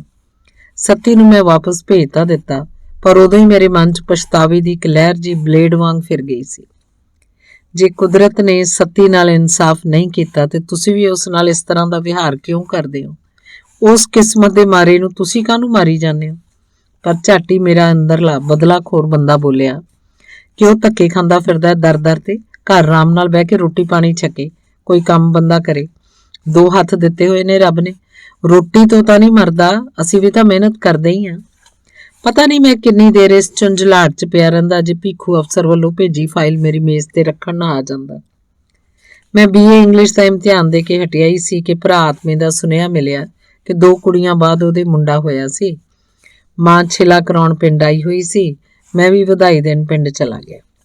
ਭਰਾ ਉਸ ਦਿਨ ਅੰਤਾਂ ਦਾ ਖੁਸ਼ ਸੀ। ਉਹਦੇ ਪੈਰ ਜ਼ਮੀਨ ਤੇ ਨਹੀਂ ਸੀ ਟਿਕ ਰਹੇ। ਭਤੀਜੇ ਨੂੰ ਮੈਂ ਸ਼ਗਨ ਦੇਣ ਲੱਗਿਆ ਤਾਂ ਭਰਾ ਨੇ ਹੁੱਬ ਕੇ ਕਿਹਾ, ਸ਼ਗਨ ਨੂੰ ਕੀ ਹੈ, ਸਭ ਕੁਝ ਆਪਣਾ ਸਾਂਝਾ ਹੀ ਹੈ। ਭਰਜਾਈ ਨੇ ਉਸ ਦਿਨ ਮੇਰੇ ਨਾਲ ਪਹਿਲੀ ਵਾਰੀ ਆਪਣੇ ਦਿਲ ਦੀ ਗੱਲ ਸਾਂਝੀ ਕੀਤੀ ਸੀ। ਰਾਮਿਆ ਮੇਰੀ ਇੱਕ ਛੋਟੀ ਭੈਣ ਹੈ, ਸੋਹਣੀ ਸੁਨੱਖੀ ਹੈ, ਕੰਮਕਾਜ ਪੂਰਾ ਜਾਣਦੀ ਹੈ। ਜੇ ਤੂੰ ਕਹੇ ਤਾਂ ਤੇਰਾ ਤੋਪਾ ਭਰਾਵਾਂ। ਭਰਜਾਈ ਮੈਂ ਤਾਂ ਹਾਲੇ ਪੜ੍ਹਾਈ ਕਰਨੀ ਹੈ, ਮੇਰਾ ਵਿਆਹ ਦਾ ਹਾਲੇ ਕੋਈ ਇਰਾਦਾ ਨਹੀਂ। ਕੁਝ ਬਣ ਜਾਈਏ ਫਿਰ ਵਿਆਹ ਵੀ ਕਰਵਾ ਲਾਂਗੇ। ਮੈਂ ਭਰਜਾਈ ਨੂੰ ਸਾਫ਼ ਜਵਾਬ ਦੇ ਦਿੱਤਾ ਸੀ। ਮਾਂ ਨੂੰ ਪਤਾ ਲੱਗਿਆ ਤਾਂ ਉਹ ਬੁੜਕ ਬੋਲਣ ਲੱਗ ਪਈ। ਇੱਕ ਤਾਂ ਭੁੱਖੇ ਨੰਗੇ ਘਰ ਦੀ ਲੈ ਲਈ, ਹੁਣ ਸਾਰੀਆਂ ਗਊਆਂ ਬੱਚੀਆਂ ਇੱਥੇ ਹੀ ਬੰਨਣੀਆਂ। ਇਹ ਤਾਂ ਮੇਰਾ ਪੁੱਤ ਜੱਜ ਬਣੂ ਪੜ੍ਹ ਲਿਖ ਕੇ। ਇਹਨੂੰ ਰਿਸ਼ਤਿਆਂ ਦਾ ਕੀ ਘੱਟ ਹੈ? ਸੋਹਣਾ ਸੁਨੱਖਾ, ਪੜ੍ਹਿਆ ਲਿਖਿਆ, ਕੰਮਕਾਰ ਤੇ ਲੱਗਾ ਹੋਇਆ, ਰਿਸ਼ਤਿਆਂ ਦੀ ਤਾਂ ਲੈਣ ਲੱਗ ਜੂ ਇਹਦੇ ਲਈ। ਮੈਂ ਮਸਾਂ ਮਾਂ ਨੂੰ ਚੁੱਪ ਕਰਵਾਇਆ ਸੀ। ਮੇਰੀ BA ਦੀ ਅੰਗਰੇਜ਼ੀ ਵੀ ਹੋ ਗਈ ਸੀ। ਬਸ ਹੁਣ ਤਾਂ ਇੱਕ ਪੌੜੀ ਰਹਿ ਗਈ ਸੀ ਤੇ ਮੈਂ BA ਪਾਸ ਹੋ ਜਾਣਾ ਸੀ। ਵਾਧੂ ਵਿਸ਼ਾ ਮੈਂ ਅਰਥ ਸ਼ਾਸਤਰ ਲਿਆ। ਹੁਣ ਉਹਦੀ ਤਿਆਰੀ ਸ਼ੁਰੂ ਹੋ ਗਈ ਸੀ। ਸਾਇੰਸ ਨਾਲ FA ਪਾਸ ਕਰਨ ਦਾ ਮੈਨੂੰ ਇੱਕ ਲਾਭ ਹੋਇਆ ਸੀ ਕਿ ਮੈਂ ਮਿਹਨਤ ਕਰਨੀ ਸਿੱਖ ਗਿਆ ਸੀ। ਜੋਤਸ਼ੀ ਦੀ ਬਾਣੀ ਵੀ ਮੇਰੇ ਦਿਲ 'ਚ ਕਿਧਰੇ ਲੁਕੀ ਬੈਠੀ ਸੀ। ਉਹ ਵੀ ਮੈਨੂੰ ਹੋਰ ਮਿਹਨਤ ਕਰਨ ਦੀ ਪ੍ਰੇਰਨਾ ਦਿੰਦੀ ਰਹਿੰਦੀ ਸੀ। ਇਸ ਪ੍ਰੇਰਨਾ 'ਚ ਇੱਕ ਚੈਲੰਜ ਹਮੇਸ਼ਾ ਮੈਨੂੰ ਲਲਕਾਰਦਾ ਰਹਿੰਦਾ। ਅਰਥ ਸ਼ਾਸਤਰ ਦਾ ਵਾਧੂ ਵਿਸ਼ਾ ਵੀ ਮੈਂ ਪਾਸ ਕਰ ਲਿਆ ਸੀ। BA ਦੀ ਡਿਗਰੀ ਡਾਕ ਰਾਹੀਂ ਮੇਰੇ ਦਫ਼ਤਰ ਦੇ ਪਤੇ ਤੇ ਆ ਗਈ ਸੀ। ਡਿਗਰੀ ਲੈ ਕੇ ਮੈਂ ਘਰ ਗਿਆ। ਭਰਾ ਨੂੰ ਦੱਸਿਆ ਤਾਂ ਚੁੱਪ ਜਿਹਾ ਹੀ ਕਰ ਗਿਆ। ਉਹ ਬਸ ਰਿਹਾ ਹੀ ਨਾ। ਤੈਨੂੰ ਖੁਸ਼ੀ ਨਹੀਂ ਹੋਈ ਵੀਰ? ਮੈਂ ਪੁੱਛਿਆ। ਮੇਰੇ ਇੰਨਾ ਕਹਿਣ ਤੇ ਭਰਾ ਫੁੱਟ ਪਿਆ ਸੀ। ਮੈਂ ਤਾਂ ਕਮਲਾ ਨਿਕਲਿਆ। 2 ਸਾਲ ਹੋਰ ਤੇਰੇ ਲੰਘਵਾ ਦਿੰਦਾ ਤਾਂ ਮੈਂ ਸਾਰੀ ਉਮਰ ਤੇਰੇ ਤੇ ਲੱਤ ਰੱਖਣੀ ਸੀ ਬਈ ਰਾਮੇ ਨੂੰ ਮੈਂ ਔਖੇ ਸੌਖੇ ਹੋ ਕੇ ਪੜ੍ਹਾਇਆ। ਹੁਣ ਤੂੰ ਕਿਹਦੇ ਲੈਣ ਦੇ? ਮੇਰੇ ਤਾਂ ਭਾਈ ਉਦੋਂ ਮੱਤ ਹੀ ਮਾਰੀ ਗਈ। ਮਾਂ ਦੇ ਕਲੇਸ਼ ਨਹੀਂ ਮੇਰੀ ਕੋਈ ਪੇਸ਼ ਨਹੀਂ ਸੀ ਜਾਣ ਦਿੱਤੀ। ਉਸ ਰਾਤ ਅਸੀਂ ਦੋਵਾਂ ਭਰਾਵਾਂ ਨੇ ਰਲ ਕੇ ਦਾਰੂ ਪੀਤੀ ਸੀ ਤੇ ਆਪਣਾ ਗੁੱਬ ਗਵਾਟ ਕੱਢਿਆ ਸੀ। BA ਕਰ ਲੈਣ ਤੋਂ ਬਾਅਦ ਮੇਰੇ ਲਈ ਕਈ ਰਾਹ ਖੁੱਲ੍ਹ ਗਏ ਸਨ। ਮੈਂ ਗਾਂਹ ਕੁਝ ਕਰਨ ਦੀ ਸੋਚਣ ਲੱਗ ਪਿਆ ਸੀ। ਮੇਰੇ ਸਬੰਧਾਂ ਵਾਲੀਆਂ ਦੋਵੇਂ ਕੁੜੀਆਂ ਨੂੰ ਸ਼ਾਇਦ ਹੋਰ ਮੁੰਡੇ ਜਾਂ ਰਾਹ ਲੱਭ ਪਏ ਸਨ। ਕਦੀ ਮਿਲਦੀਆਂ ਤਾਂ ਮੂੰਹ ਪਰੇ ਕਰਕੇ ਲੰਘ ਜਾਂਦੀਆਂ। ਮੈਂ ਵੀ ਮੱਛੀ ਪੱਤਰ ਚੱਟ ਕੇ ਮੁੜ ਪਈ ਵਾਲੀ ਹਾਲਤ 'ਚ ਵਿਚਰਨ ਲੱਗ ਗਿਆ ਸੀ। ਜ਼ਿੰਦਗੀ ਮੈਨੂੰ ਹਾਕਾ ਮਾਰਨ ਲੱਗ ਪਈ ਸੀ। ਧੰਨਵਾਦ।